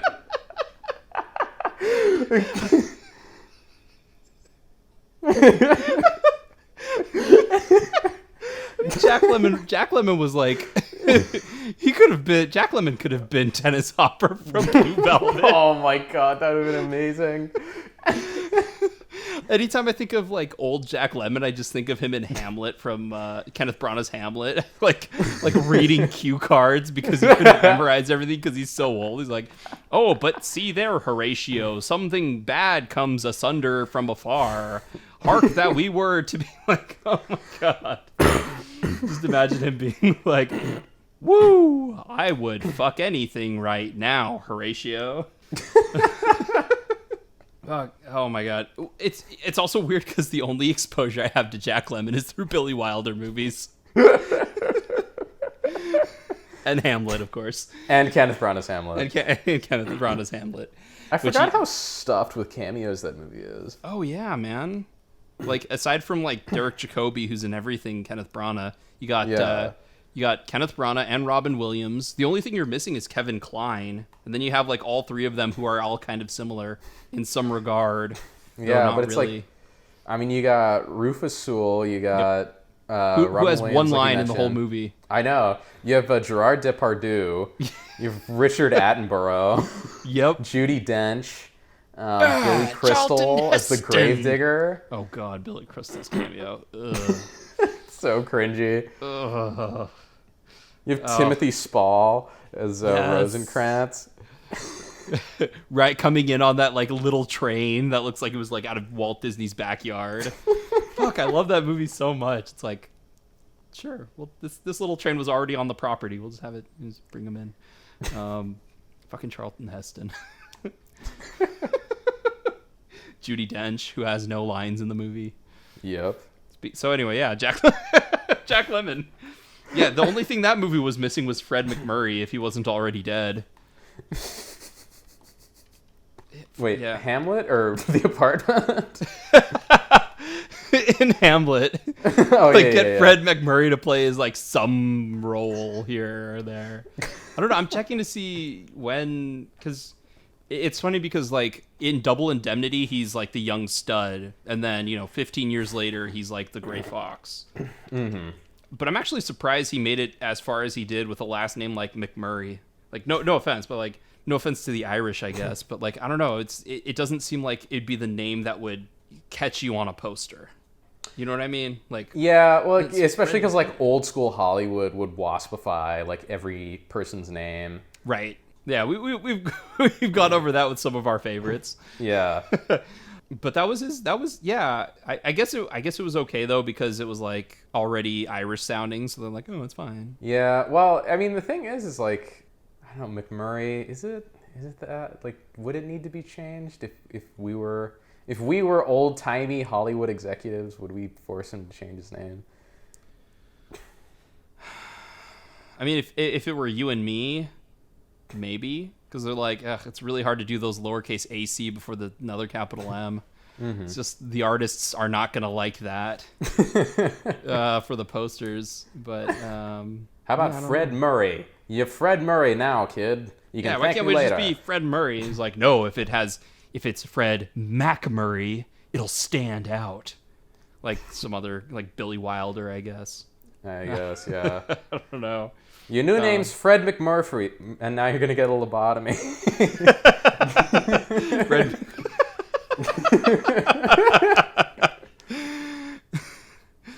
You know what's weird is the movie won for best editing. A movie with all these long takes won for best editing. Yeah, like that's the one. Like it won Best Picture, I believe. Best Picture, Best Director, and Best Original Screenplay. Best Picture, Best Director, Best Original Screenplay, well deserved, and Best Film Editing for some reason. Mm-hmm. Nominated for Best Cinematography, Best Actor, Best Actress, and Best Supporting Actor, who I'm guessing is the Jewish doctor who, like, speaking of which, the stomach pumping scene, I was surprised at. Mm-hmm. And so, okay, there's three things that surprised me about that. I'm going to just arbitrarily say three. One, the stomach pumping scene, and that you can actually like hear her puking. She's like, yeah. I was like, oh wow, that's pretty intense. After that, when he like picks her up and is like shoving coffee in her, he's like, wake up, slap, slap. Do you know where you are? Slap, slap. And Elise, and my girlfriend's or my fiance's like, what? Like, what the hell are they doing? And I'm like, it's the 1960s for you, I guess. It's kind of hard to watch. Although it's interesting because Jack Lemmon is also like, Jesus, man, take it easy. Yeah. That's true. He's like, oh my God, does it really have to be this extreme? And then the last thing is like when he goes back into his bathroom and he's like looking in the medicine cabinets and he's like removing the razor blade from the razor and like moving all of the stuff. And like I was like, I bet this is gonna come back after when he like goes and tries to shave and he forgets that his razor's not in there. And then like lo and behold, like a gag from Avengers, he like is starting to shave. I was like, wow, that took a long time to come back around in this scene. Mm-hmm. But I found it funny, and I'm like, is it bad that I find all of his preventative measures to make sure she doesn't attempt suicide again? Is it bad that I'm finding this really funny and not like terribly like concerning? So yeah, those were the three things I thought was interesting about that scene. If you were in if you have a comment, go ahead. Sorry. Oh no, I don't. I just thought all that stuff was pretty funny. Yeah, I thought it was funny too, but I was also like, and I'm wondering if they were playing the intense like heavy slaps for comedy. I don't know. Jack Lemmon didn't even know. Shirley MacLaine comes afterwards and she's got like bruises everywhere. Like I know they had to stop filming for 3 days to let the swelling go down. It's like, unfortunately, we got to do it again. It's like, what the hell? They end up going with the first take anyway. Like, movie magic, people. Actually, like to the note about it being well edited, like moment to moment, the movie actually was really well edited. Yeah, like, well, it's funny because it's got that classical editing style that just feels so effortless. Yes, but I mean, even in older movies, like even in Casablanca, there's a lot of like moment to moment editing that is like, oh, how did that happen? Like, oh, these shots clearly don't match up really well. like moment to moment, everything seemed seamless because a lot of it was like cut on action or a nice push in or here and there. But I think the other reason it kind of gets the award is because it almost feels like two very strong ideas happening, because you have the first part, which is like all about the affair, and then like the second part, which kind of focuses on like the suicide watch, and like it all flowed together really seamlessly, like moment to moment and within the movie. Because I think like she commits suicide with like half the movie left, or she attempts to commit suicide, I should say, because she clearly doesn't succeed, with like half of the movie left. And I was like, oh my god, what are they going to do to entertain us for another full hour? It's always interesting when that happens. Like, there's this huge thing that goes on. It's like, oh my god, this is the climax of the movie. And then you like look at the time code and you're like, we're not even halfway to the end. And you're just like, oh my god, I hope the rest of the movie isn't this long. And then, yeah, they thinking back to it, like they had to cram a fuck ton of shit in this movie, because like you have to have like the setup, which they, not knowing anything about the movie, the fact that like we're watching it and then he's like, yep, and my apartment's in use, until 8:00, and I go back to my apartment, and we're like, I'm watching and I'm like, does he just have like a really shitty roommate? And like it explains everything so well without explicitly stating what's happening until like 15 minutes in, when like he goes into Fred MacMurray's office and it's like, okay, well, if you didn't know what's going on, here's what's going on, like for the 5 people in the audience who don't know. But again, done in a very clever way, because like it's very easy, like it's not like they're two buddies who are like, hey Baxter, how's it going? Oh, it's pretty good, but I have this cold. Oh, you have a cold? I can tell because your nose is running. His nose isn't running. Is it because you always have other people checking out your apartment? Why would you do that, MacMurray or Baxter? Like they do a good job of avoiding that sort of like really bad exposition dialogue type thing. But yeah, they had to set that up, and then like, dude, the scene where he has the cold and he's checking his temperature while trying to like reschedule everyone's appointment in his apartment, all done in one shot, is so good. It is, yeah, it's amazing. Like, and I'm sure they shot around it. Like they had to shoot some coverage, but it's amazing that he could do it all in one take. There were a couple of times where he's like thinking to himself, I wonder if he was like legitimately trying to remember which page he had to turn back to write down the person's stuff and like on the call. I didn't even think about that. I mean, I know there's a lot of shots in there that are, unbroken oneers through the movie. Oh my, I felt so bad for him when he was sick, even though it was the most like staged sickness I'd ever seen in my life. I know. He's got just like pockets full of used Kleenex and stuff. God, that was so funny. And his weird like nasal spray juice that like he sprays all over that one room. It's like, oh no, I always keep everything together. I never let anything out. Squirt. Like I see exactly what you did there. Well, I always thought it was funny that he was so good at being consistent on which pocket he put the dirty handkerchiefs in. Like he had a system. Oh my god. Oh man. It was good. I really liked it a lot. It was a good recommendation, sir. Would you say it's one of the best movies ever made? I wouldn't go that far. It is a really good movie though. Really? What do you think holds it back from being one of the best? I don't know. It's one of those things where like everything's good. A lot of things are great, but it doesn't have that kind of transcendent quality that, greatest of all time movies I would think should have. Huh.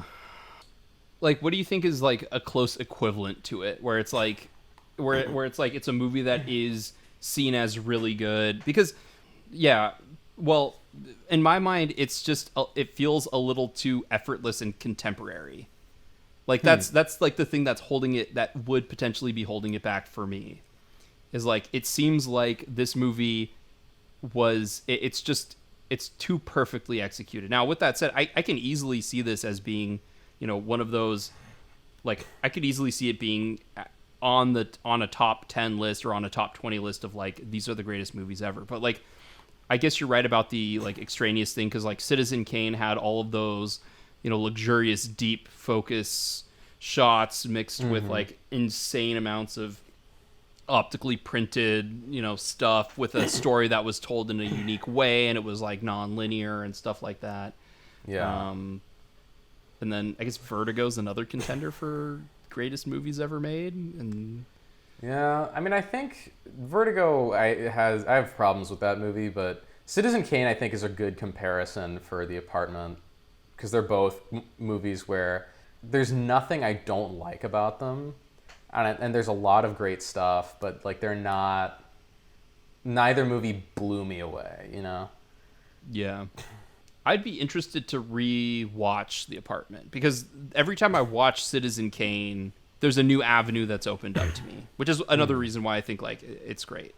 So here's another question for you. Do you think there are any movies made in America, like in the studio system, for you between the years 1921 and 1970 that you would consider one of the best movies ever made? Lawrence of Arabia. All right, good call. Yeah. Because if there's one movie that was made before 1970 that did absolutely like blow me away, it's Lawrence of Arabia. That's top 10 greatest ever movies in my opinion. Yeah, I can see that. It's funny because I've seen Lawrence of Arabia and I've seen Ben-Hur, and of the two, I would actually prefer watching Lawrence of Arabia more than Ben-Hur. Have you seen Ben-Hur? No, I'm not. Okay. Ben-Hur, I'd actually be interested if you ever watch it to see what you think of it, because everything about it is really well done, but for some reason it has some weird pacing issues. That's what I'll say about it. It's got some weird pacing issues near the end. But it's funny because like Lawrence of Arabia, I think, has some intentionally weird pacing issues. Like a long take of the sun rising slowly over the horizon in real time, stuff like that. Yeah, that or like Omar Sharif like riding towards T.E. Lawrence and his goon who's going to be killed immediately, and like done in like 5 shots. Like over the span of like a minute and a half, and you're like, really? This not pretty good? But it adds. But I think it adds to the movie, Oh yeah, it adds to the epic feel. Oh, absolutely. So good. Lawrence of Arabia is fantastic for a movie that doesn't. Of course, you would like it. It doesn't have a lot of the typical Hollywood like. Like there's no, unless you count the relationship between T.E. Lawrence and Omar Sharif. There's no romance, and there's like conflict, but the conflict develops really slowly. I mean, I guess the only thing that's like really Hollywood about it is that there's a lot of white people in brown face. Yeah, the best being Alec Guinness as an Arab prince. With like, he sounds like a little bit like Obi-Wan Kenobi and a little bit like he's really trying hard to do the accent. I know. Oh, hello there. Ew, so bad. And there's a lot of like Mexican guys or Mexicans and Puerto Ricans playing like Arabs and Turkish people. Well, like, wasn't it shot in Morocco? I don't know where it was shot, but it's just like you have Anthony Quinn, who's Mexican, as Auda Butai, and you have Jose Ferrer as like the Turkish sergeant or whatever. Lawrence of Arabia is amazing. So okay, all right. That was 1966. So nothing, but you don't think there's any other like classic Hollywood studio movie that you would say is like, this is the greatest movie? Like, you don't think the golden age of Hollywood produced anything that you would say is like the greatest movie ever? No. I mean, the other movie that is before 1970 that would fall into greatest movie ever territory would be Once Upon a Time in the West, which is Italian. Was that 68 or was that 70? I think 68. Yeah. Okay. Yeah. I'd say that's okay. Well, is it because a lot of the classic Hollywood style movies just feel so, I don't know, similar? I guess so. Yeah. Because even though they're all different, they all have like, yeah. Is that why? Yeah, some of them to an extent start to blur together in a lot of ways. Like they're all very similar. There's like a formula that you're kind of almost government mandated at the time to follow. Right, because of the Hays Code. Yeah, and they're just constrained by the time period that they were made in for the most part. So it's tough to find anything that is like really amazing, like greatest of all time type of filmmaking. There's a lot of great stuff, but it's all like the greatest stuff of that era, I think, falls short of the greatest of all time for the most part. I think it's also like, yeah, like so much stuff has changed between then and now in terms of like, well, in every aspect of filmmaking, but like think about like acting, for example, how acting was so like theatrical back in that time period and very stylized. Well, like kind of naturalistic acting was innovative in the 1960s, you know? Right. The funny thing in old like 1930s and 40s movies is like when they go to kiss someone else, it's basically two actors, like their faces as firm as possible, just like touching their lips together and then separating with like it's like if you take two water bottles and smush them together and bring them apart, like that's kissing in the 1940s. I always found that funny. Yeah, it's weird because like Casablanca, I would say, is an amazing movie and like one everyone should watch. But I always feel like Michael Curtiz's movies are like a lot about cutting corners. So like even with Casablanca, I'm like, it's great. The script is great. The way that the story is told and the way it progresses is really good. But it like if someone else made it, it still would have been great. You know, I don't know. I don't know. Like, because there's a lot of like iconography you can take from like the 1930s and 40s and movies, and even in the 50s, that I think you can blend together in your mind to like come up with like an amazing feeling movie. But yeah, I don't know. I feel like it kind of does movies a disservice if you're like if there's like nothing that came out in that era that you'd be like, this is the best. And it's possible that maybe there is something out there that you've seen, but it is also hard because the studio system is so it was so like homogenized throughout. Yeah. It's a shame because it's like I always like checking out these older movies that are from that classical era, and you know some of them are really really really really good, but it's hard to find ones that are like, you know, that really just blow me away, or you know that I'll remember forever and ever as like, wow, I really treasure having seen this movie. It's very rare that I'll see a movie from that time period that I'm like, this was a complete waste of my time. This movie should have never been made. You know, like there's a lot of movies made now that I feel like that. But a lot of the classic movies, I'm usually surprised. I'm usually surprised at the content that they cover, given their restrictions, which, again, I find I like. That's why I like watching movies by certain directors, like a lot of the Billy Wilder movies where he's like clearly trying to push the envelope. I like the fact that there are the directors who are trying to work within that system and push it forward, but also what could they get away with and how far could they get away with it? Like it's weird watching, for example, even though it's kind of in a different time period, but Seven Samurai, and like all of these people are dying, and they're dying because like the good guys are just like awkwardly stabbing them with swords, and you're like, I guess that constitutes a death. Like we've come a long way in movie violence in Seven Samurai, but it's the same thing with movies in like the 40s where like someone will be shot and they'll seize up like they've been shot, but like there's no blood, there's no bullet holes. You know, it's like, was he even shot? Like did the air kill him? Yeah, it's funny. It is the movies clearly are like of their time. Yeah. Oh, you know, there is one movie I've seen from that era that I would consider an absolute waste of time. The Maltese Falcon.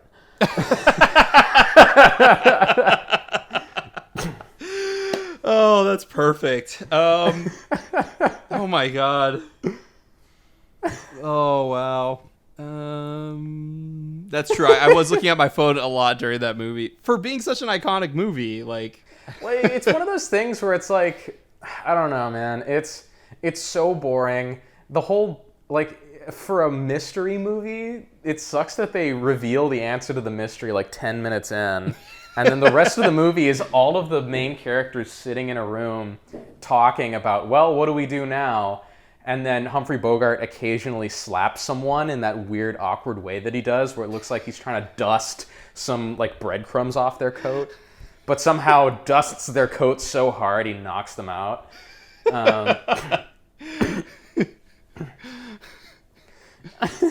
I just want to remake every single Humphrey Bogart movie with Harrison Ford, like not young Harrison Ford, but like Harrison Ford from the 70s. Harrison Ford. Yep, doing his like super awkward theatrical punching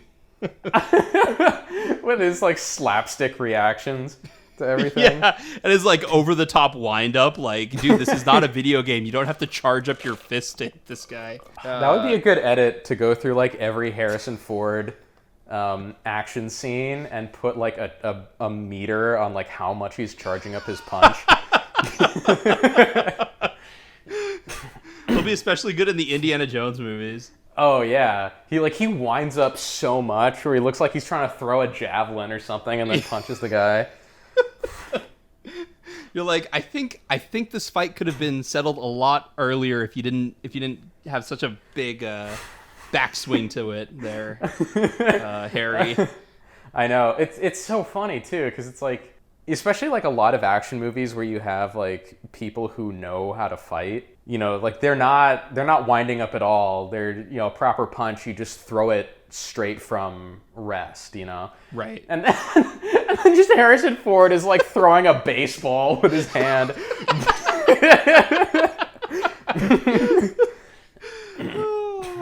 God, Harrison Ford's awesome. Fuck. I guess it wouldn't be an episode of Under the Wheels Reborn if we didn't somehow awkwardly work Harrison Ford into it. I know, seriously. Oh man.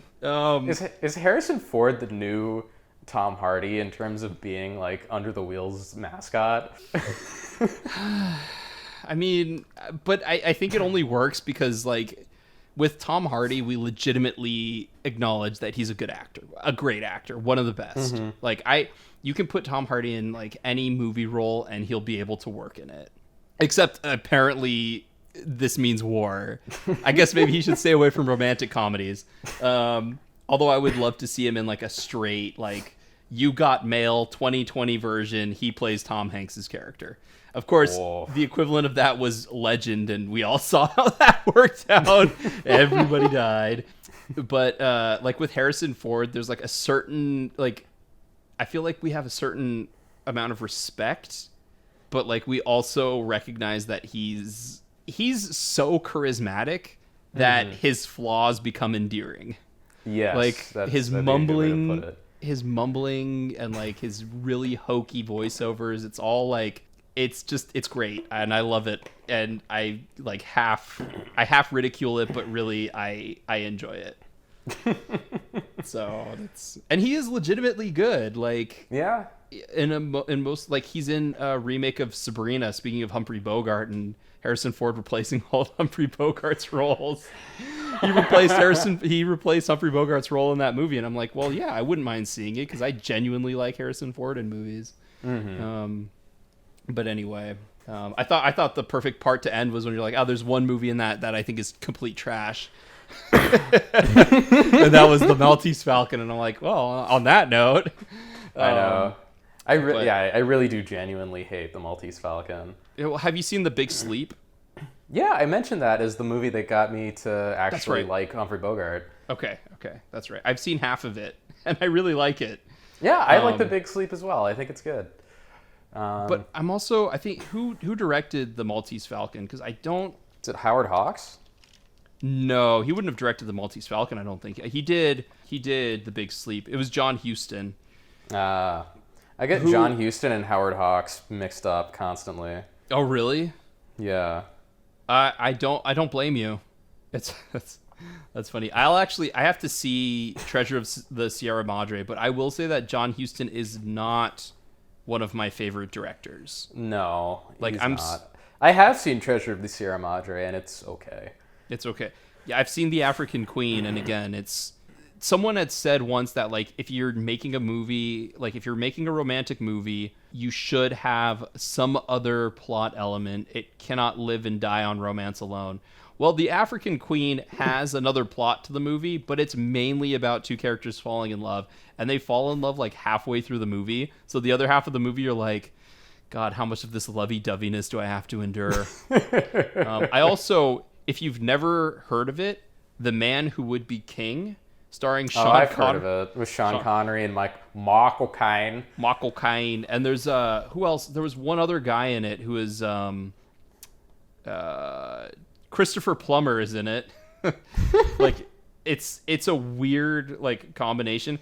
I fell asleep while watching that movie. So John Huston, great in Chinatown, not necessarily a favorite director of mine. Mm-hmm. Not like Billy Wilder, who everything I've seen of his I've liked. Yeah. So I'd be interested to go back and watch Sunset Boulevard, given that the 7 Year Itch is really good, Double Indemnity is really good, and The Apartment is really good. Mm-hmm. He's what I would call a solid director. Like back in the 40s and 50s, I would go out and see any movie he made. He's kind of like I don't know who his equivalent would be.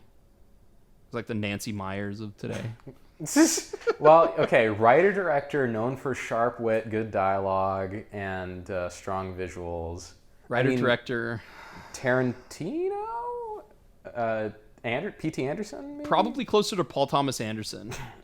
Because just because like Tarantino, his movies can devolve into kind of juvenilia, whereas Paul Thomas Anderson... Well, they can. I mean, that's true. Like Tarantino did push the medium forward in the sense of like, oh, look at all these pop culture references we can do, and like, look at how violent we can be. But like, I think Paul Thomas Anderson is controversial statement. I think Paul Thomas Anderson is probably a better writer than Quentin Tarantino. I would agree with that. And I think visually, Paul Thomas Anderson's movies. I'm going to get shit again, but I think visually Paul Thomas Anderson's movies in general are more interesting and less derivative. I would also agree with that. Yeah. No, so here's the thing, right? So Paul Thomas Anderson and Quentin Tarantino are like really good buddies. And it's funny because Tarantino always portrays their friendship as like a friendly rivalry. And it's like, but you're not that close. That's like Kevin Smith and Christopher Nolan saying that they have a friendly rivalry. Oh, yeah. I was going to say it's more like Kevin Smith and Quentin Tarantino saying they have a friendly rivalry. Yeah. Yeah, it's like Kevin Smith and Tarantino saying they have a friendly rivalry. It's like, Tarantino's really good, but Paul Thomas Anderson's on a whole other level. Yeah. Yeah, but Paul Thomas Anderson also comes out with a movie like once every like 6 years. Tarantino's, I think, a little bit more consistent in coming out with movies. Is he though? Every 4 years. Takes him about 2 years to write and get it cast and then put him out. So it's usually about every 4. Okay. You know one funny thing about Paul Thomas Anderson? What? So Robert Altman, when he made A Prairie Home Companion, you might already know this, but Robert Altman, when he made A Prairie Home Companion, he had to sign like the insurance declaration, and he had to name another director to take over in the event that he died because he was like 80 and on death's door. Okay. The person who was supposed to take over A Prairie Home Companion if Robert Altman died was Paul Thomas Anderson. Wow. Yeah. Well, you know, they have some kind of a connection because... Agreed.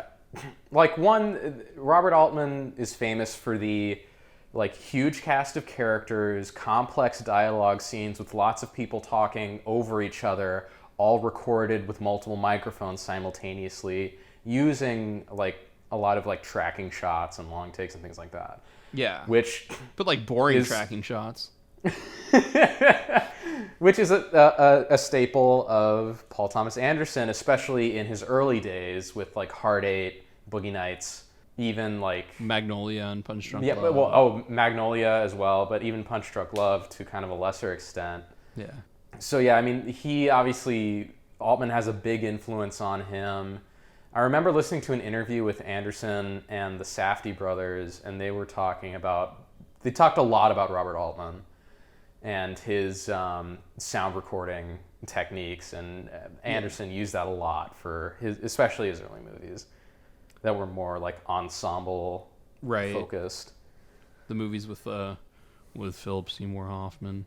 Mm-hmm. Which is interesting because like even though I think people sort of remember Anderson's earlier movies more fondly, I like his more recent stuff a lot more, especially, There Will Be Blood and The Master.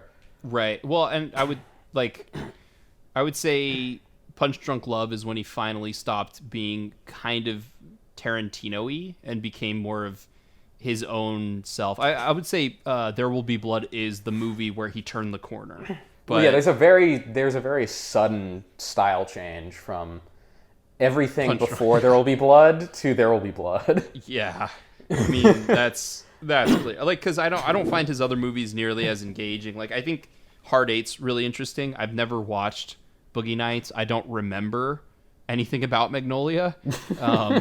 I like Punch Drunk Love a lot, but I would say that I got on the train with There Will Be Blood and The Master, and I like, at the very least, I find his movies interesting, because like this whole comparison with Billy Wilder for me breaks down once I think of Inherent Vice, and I was like, that's one of the few movies I've seen where, like, as I'm watching it, I'm like, this movie looks like a disaster and a train wreck, and they just kind of had to get it out there.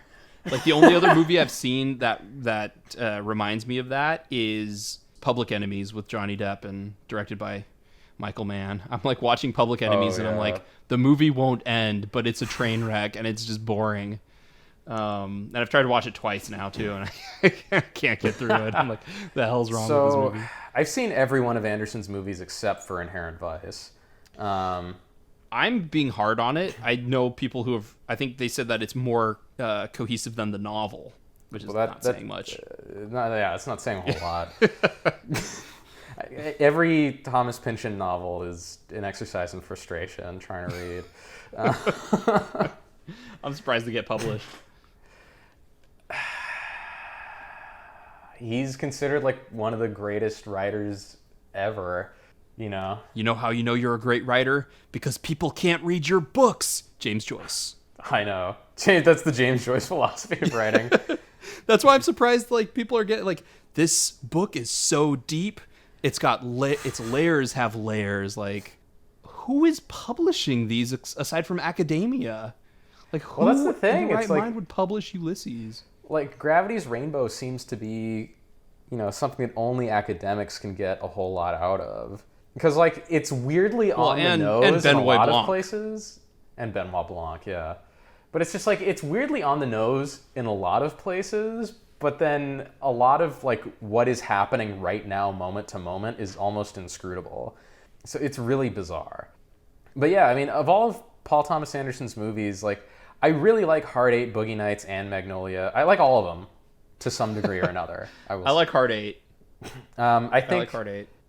I think the thing with Hard Eight, Boogie Nights, Magnolia, and Punch Drunk Love is that they're all inconsistent in the sense that they all have good stuff, but they also all have, like, great stuff where it's just, like, a handful of scenes are transcendently amazing in those movies.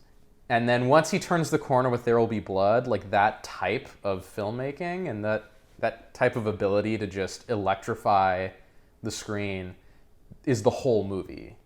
Yeah. You know what I mean? Okay. Like in Boogie Nights, there's a scene where it's like this weird one-off where the main characters, Marky Mark, John C. Reilly, and one other guy try to rob Alfred Molina. Mm-hmm. And it's the only scene Alfred Molina's in the whole movie. And it's so good. Like, it's just hilarious and tense and uncomfortable. And, like, I don't know, it's one of those things where you watch it and you're like, how did he do this? How did he make this scene so good? But it stands out from the rest of the movie because it is so amazing and the rest of the movie is, like, good. Good. Meanwhile, like, every scene in The Master is like that. Almost. Right. Well, anytime Jesse Plemons shows up, I'm like, why the fuck did you cast Jesse Plemons? But that's how I feel a lot of the time with Jesse Plemons. Except for, like, a handful of movies. I guess that's it's hard to compare, bringing it back to The Apartment. I guess that's why it's hard for me to compare any other director to Billy Wilder, which, by the way, he directed Sabrina. I didn't know that, so I feel stupid. But, like, I feel like Billy Wilder is one of those directors where, like, so, like, every director has something that they're not good with. In Paul Thomas Anderson's case, he can't make short movies, which is not like a flaw, but it's like something like if you're like, oh, bring in a movie bring in a 90-minute movie. It's like, he probably can't do that. I'm just using it as an example. I feel like Billy Wilder does not have a weakness. Like, I feel like he's one of those directors who can take a genre that he wouldn't normally be interested in and rework it to match his own personal taste. Like, that's why I think Double Indemnity is so interesting, because it's got all of the film noir cliches in it, but he also has like this, he's like, well, I've got to add my own sense of like my own flair to it. It's got really lighthearted moments, which make the dramatic moments even more, punctuated even more. It's got really interesting and fun characters. Like, I don't know if there's a director out there now who's able to do that. Like, I feel like there are a few who are able to kind of take a genre over, like the guy who did The Last Stand and Once Upon a Time, or no, sorry, The Good, the Bad, the Weird, like in Korea. But I don't know how many people, if like if you gave Tarantino like, oh, you have to do a film noir, he'd be like, okay, I'll do a film noir, but it wouldn't really be a film noir. It'd just be like Tarantino with the guy who film did The noir Good, elements. the Bad, and the Weird is the dude who did Tale of Two Sisters.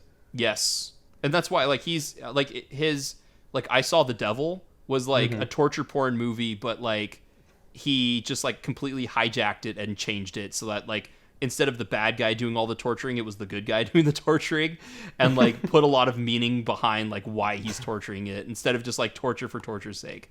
So like like The Good, the Bad, and the Weird, it's like it's a Western in Manchuria or wherever it takes place in, and it's like, but it's got a bunch of like, but it's like the weirdest Western you've ever seen. Not the weirdest you've ever seen, but for one that relies on a lot of the Western tropes, it's like hyper stylized and like, I don't know, it's weird. But even him, like, I don't know anyone who can like meld. I forgot who it was. There was another director who was really good at melding into different genres like pretty seamlessly. But like, I feel like Billy Wilder is definitely one of those people. Anyway, enough. I would say Billy Wilder is one of the best directors of all time by far. Like, without a doubt, I feel like he's just because he's so consistent and consistently good, which is kind of what I look for. Like, it's the same with like, I mean, I know you disagree with this, but like for me, Spielberg is consistent and consistently good. And he can jump into different genres, but he also has his own package that he brings into every movie. Like Scorsese is consistent and consistently good, and Paul Thomas Anderson, Quentin Tarantino, like, but not to the same level that like Billy Wilder is, where like I can put any Billy Wilder movie on and like people will enjoy it, I think. Now, with that said, I have a sample size of 5. I think, 5. So maybe I'll have to delve a little bit deeper into this to see. But I mean, I have a sample size of really just 1. Any last thoughts on The Apartment? No, I mean, it's a really good movie. It is.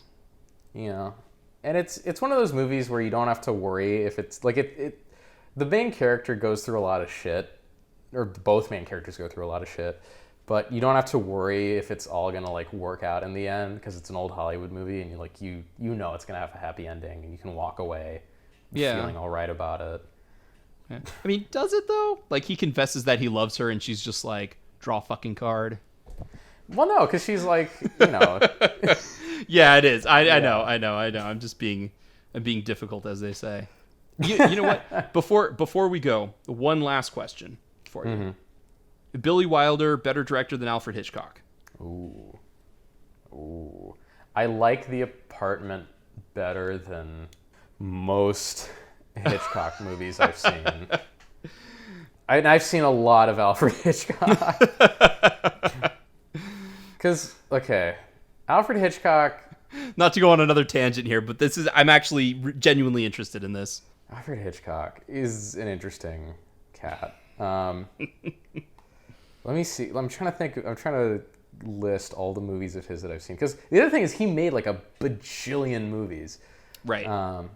But okay, so I've seen Marnie, The Birds, Psycho, North by Northwest, Vertigo, Rear Window, Strangers on a Train. Oh, Strangers on a Train's so good. I've seen bits of Rope. I've seen Rope. Shadow of a Doubt. That's a pretty good one. I've seen Rebecca. I've seen The Lady Vanishes. And Dial M for Murder? Nope. Oh. I would say out of all those, out of all those, Strangers on a Train is really good. The Lady Vanishes is really good, and Shadow of a Doubt is pretty good. The rest are all like in that range of like whatever to like solid. Mm-hmm. I mean, I think Psycho, speaking of like subverting expectations, like if it hadn't been spoiled for everyone since the beginning of time, it would be a lot more effective than it is. Because you watch it knowing what's going to happen, and you're like, yeah, it's fine. Yeah. The Birds is pretty whatever. Marnie is bizarre. Like, the only reason to watch it is for all of the weird, like, bestiality references from Sean Connery. Just because they make no sense, and they're really creepy. I fucked the dog once. It's weird. Like there's literally a part where some guy says like there's nothing better for the inside of a man or a woman than the outside of a horse. The fuck? Yeah, and there's stuff like that throughout the entire movie. Like weird people say weird shit, and I'm like, is this like a theme or a motif that no one's picking up on? Like, what the hell is this?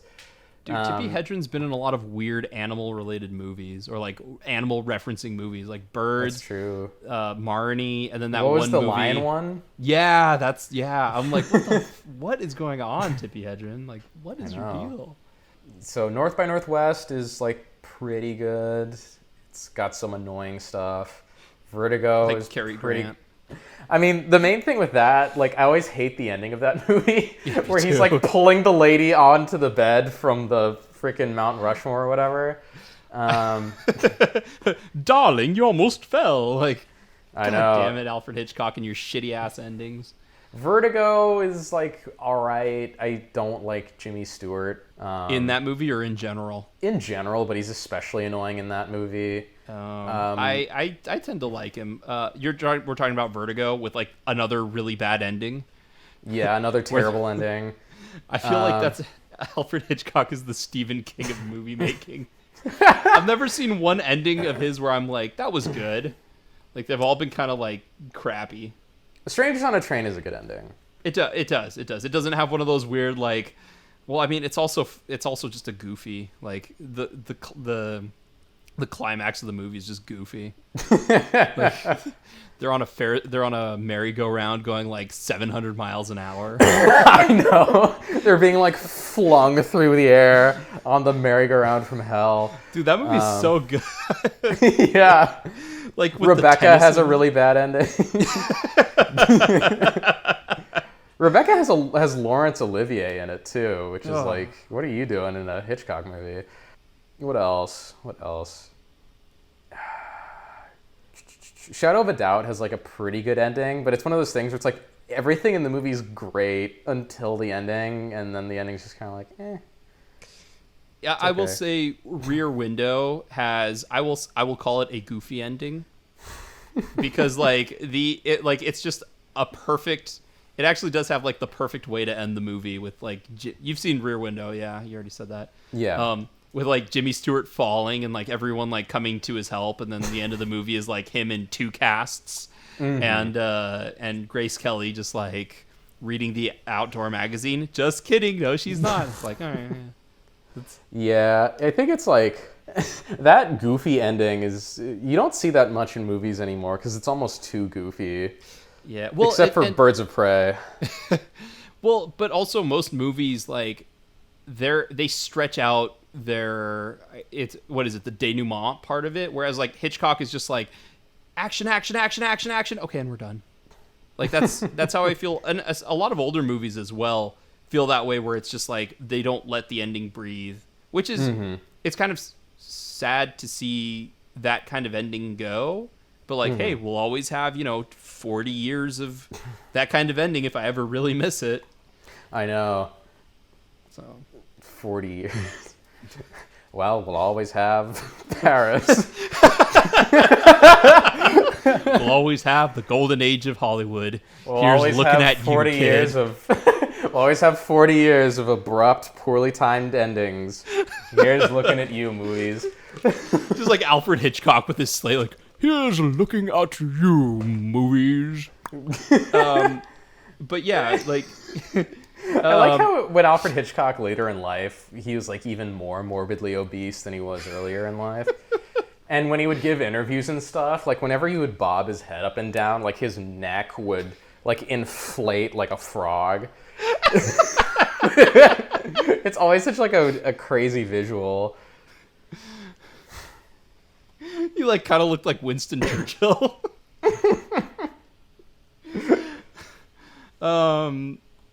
Yeah, I would say that, like, to me, I feel like Billy Wilder's probably a better and more consistent director than Alfred Hitchcock. So. Yeah, I would, based on just The Apartment, I would second that.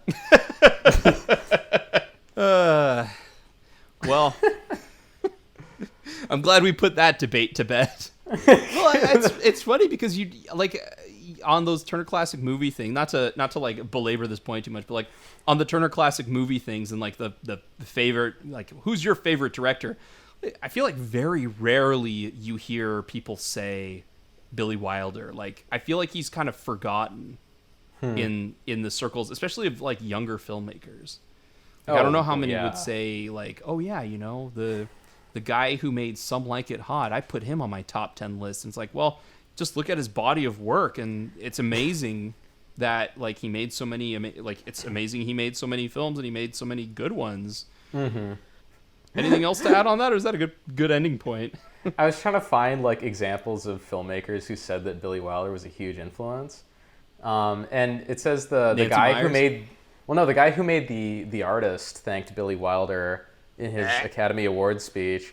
And then I started laughing because no one can ever pronounce the dude's name. It's like Michel Hajavanishevich.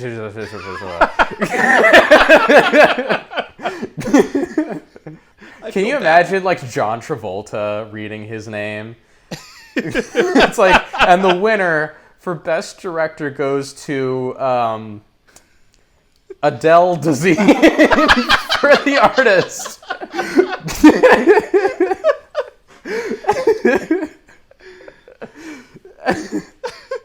God, I really don't like The Artist. I know a lot of people don't like The Artist. Hey, man, after The Apartment, it's one of the only two other movies that won Best Picture for Best Black and White Picture. Ugh, as they say in Breathless, makes me want to puke. Well, if you ever want to follow us, what is our website? underthewheels.wixsite.com/blog. You can also like us on Facebook, which has links to the website in case you don't want to bother with the URL. It also has links to the podcast episodes. Our podcast is available on Apple Podcasts and Stitcher. Special thanks to Mike Foster for our awesome theme music. Yes. And you can always email us at underthewheelsblog@gmail.com. Under the Wheels podcast. Are you there? Oh, did I lose you? Huh? Yes, that would be it. Yeah, under the wheels podcast @gmail.com. This is why you do the plugs. But I always look for that one too. I will say, I'm like, is he gonna say the email address? Is it coming? Yeah, as you said, special thanks to Mike F for the music. He's keeping us rocking. Special thanks to Michelle for having the worst name ever.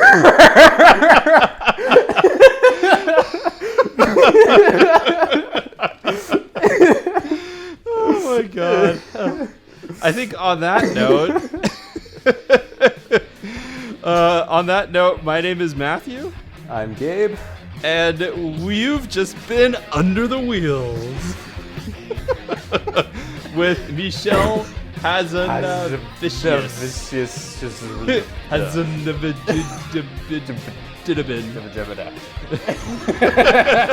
Yala Rufus.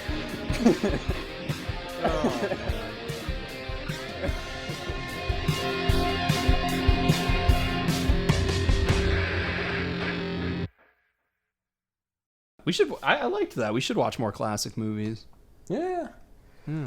Considering that the entire world has come to a screeching halt, like, I know. By the time we do another one, do you think there will be any like new movies we can see, or will we have to just dig back in? Just like, okay, what's on streaming right now? I think right now we are going to have to delve in. Like, I think for the next month and a half, it's going to be trudging up like Peter Jackson's Bad Taste, which is on YouTube. Really? Yeah, so we can watch a shitty version on YouTube, or we can watch the version on Amazon Prime. So yeah, because I think they said that they would potentially release Black Widow and Mulan on Disney Plus for people to watch, or release it online for people to watch early. But that just sounds like a horrible idea. I'm kind of hoping Mulan is a bomb. I don't want that movie to succeed.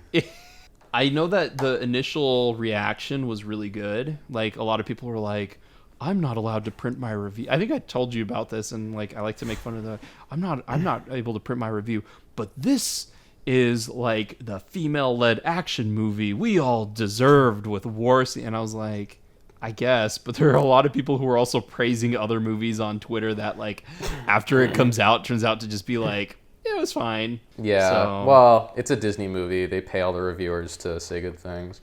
Well, I mean, they pay all the reviewers who see it early to tweet good things, which is, that's the difference. It's like, oh, did you read my tweet on this? It tells you everything you need to know about the movie. You go in and read the review, and it's like, this is a steaming pile of shit.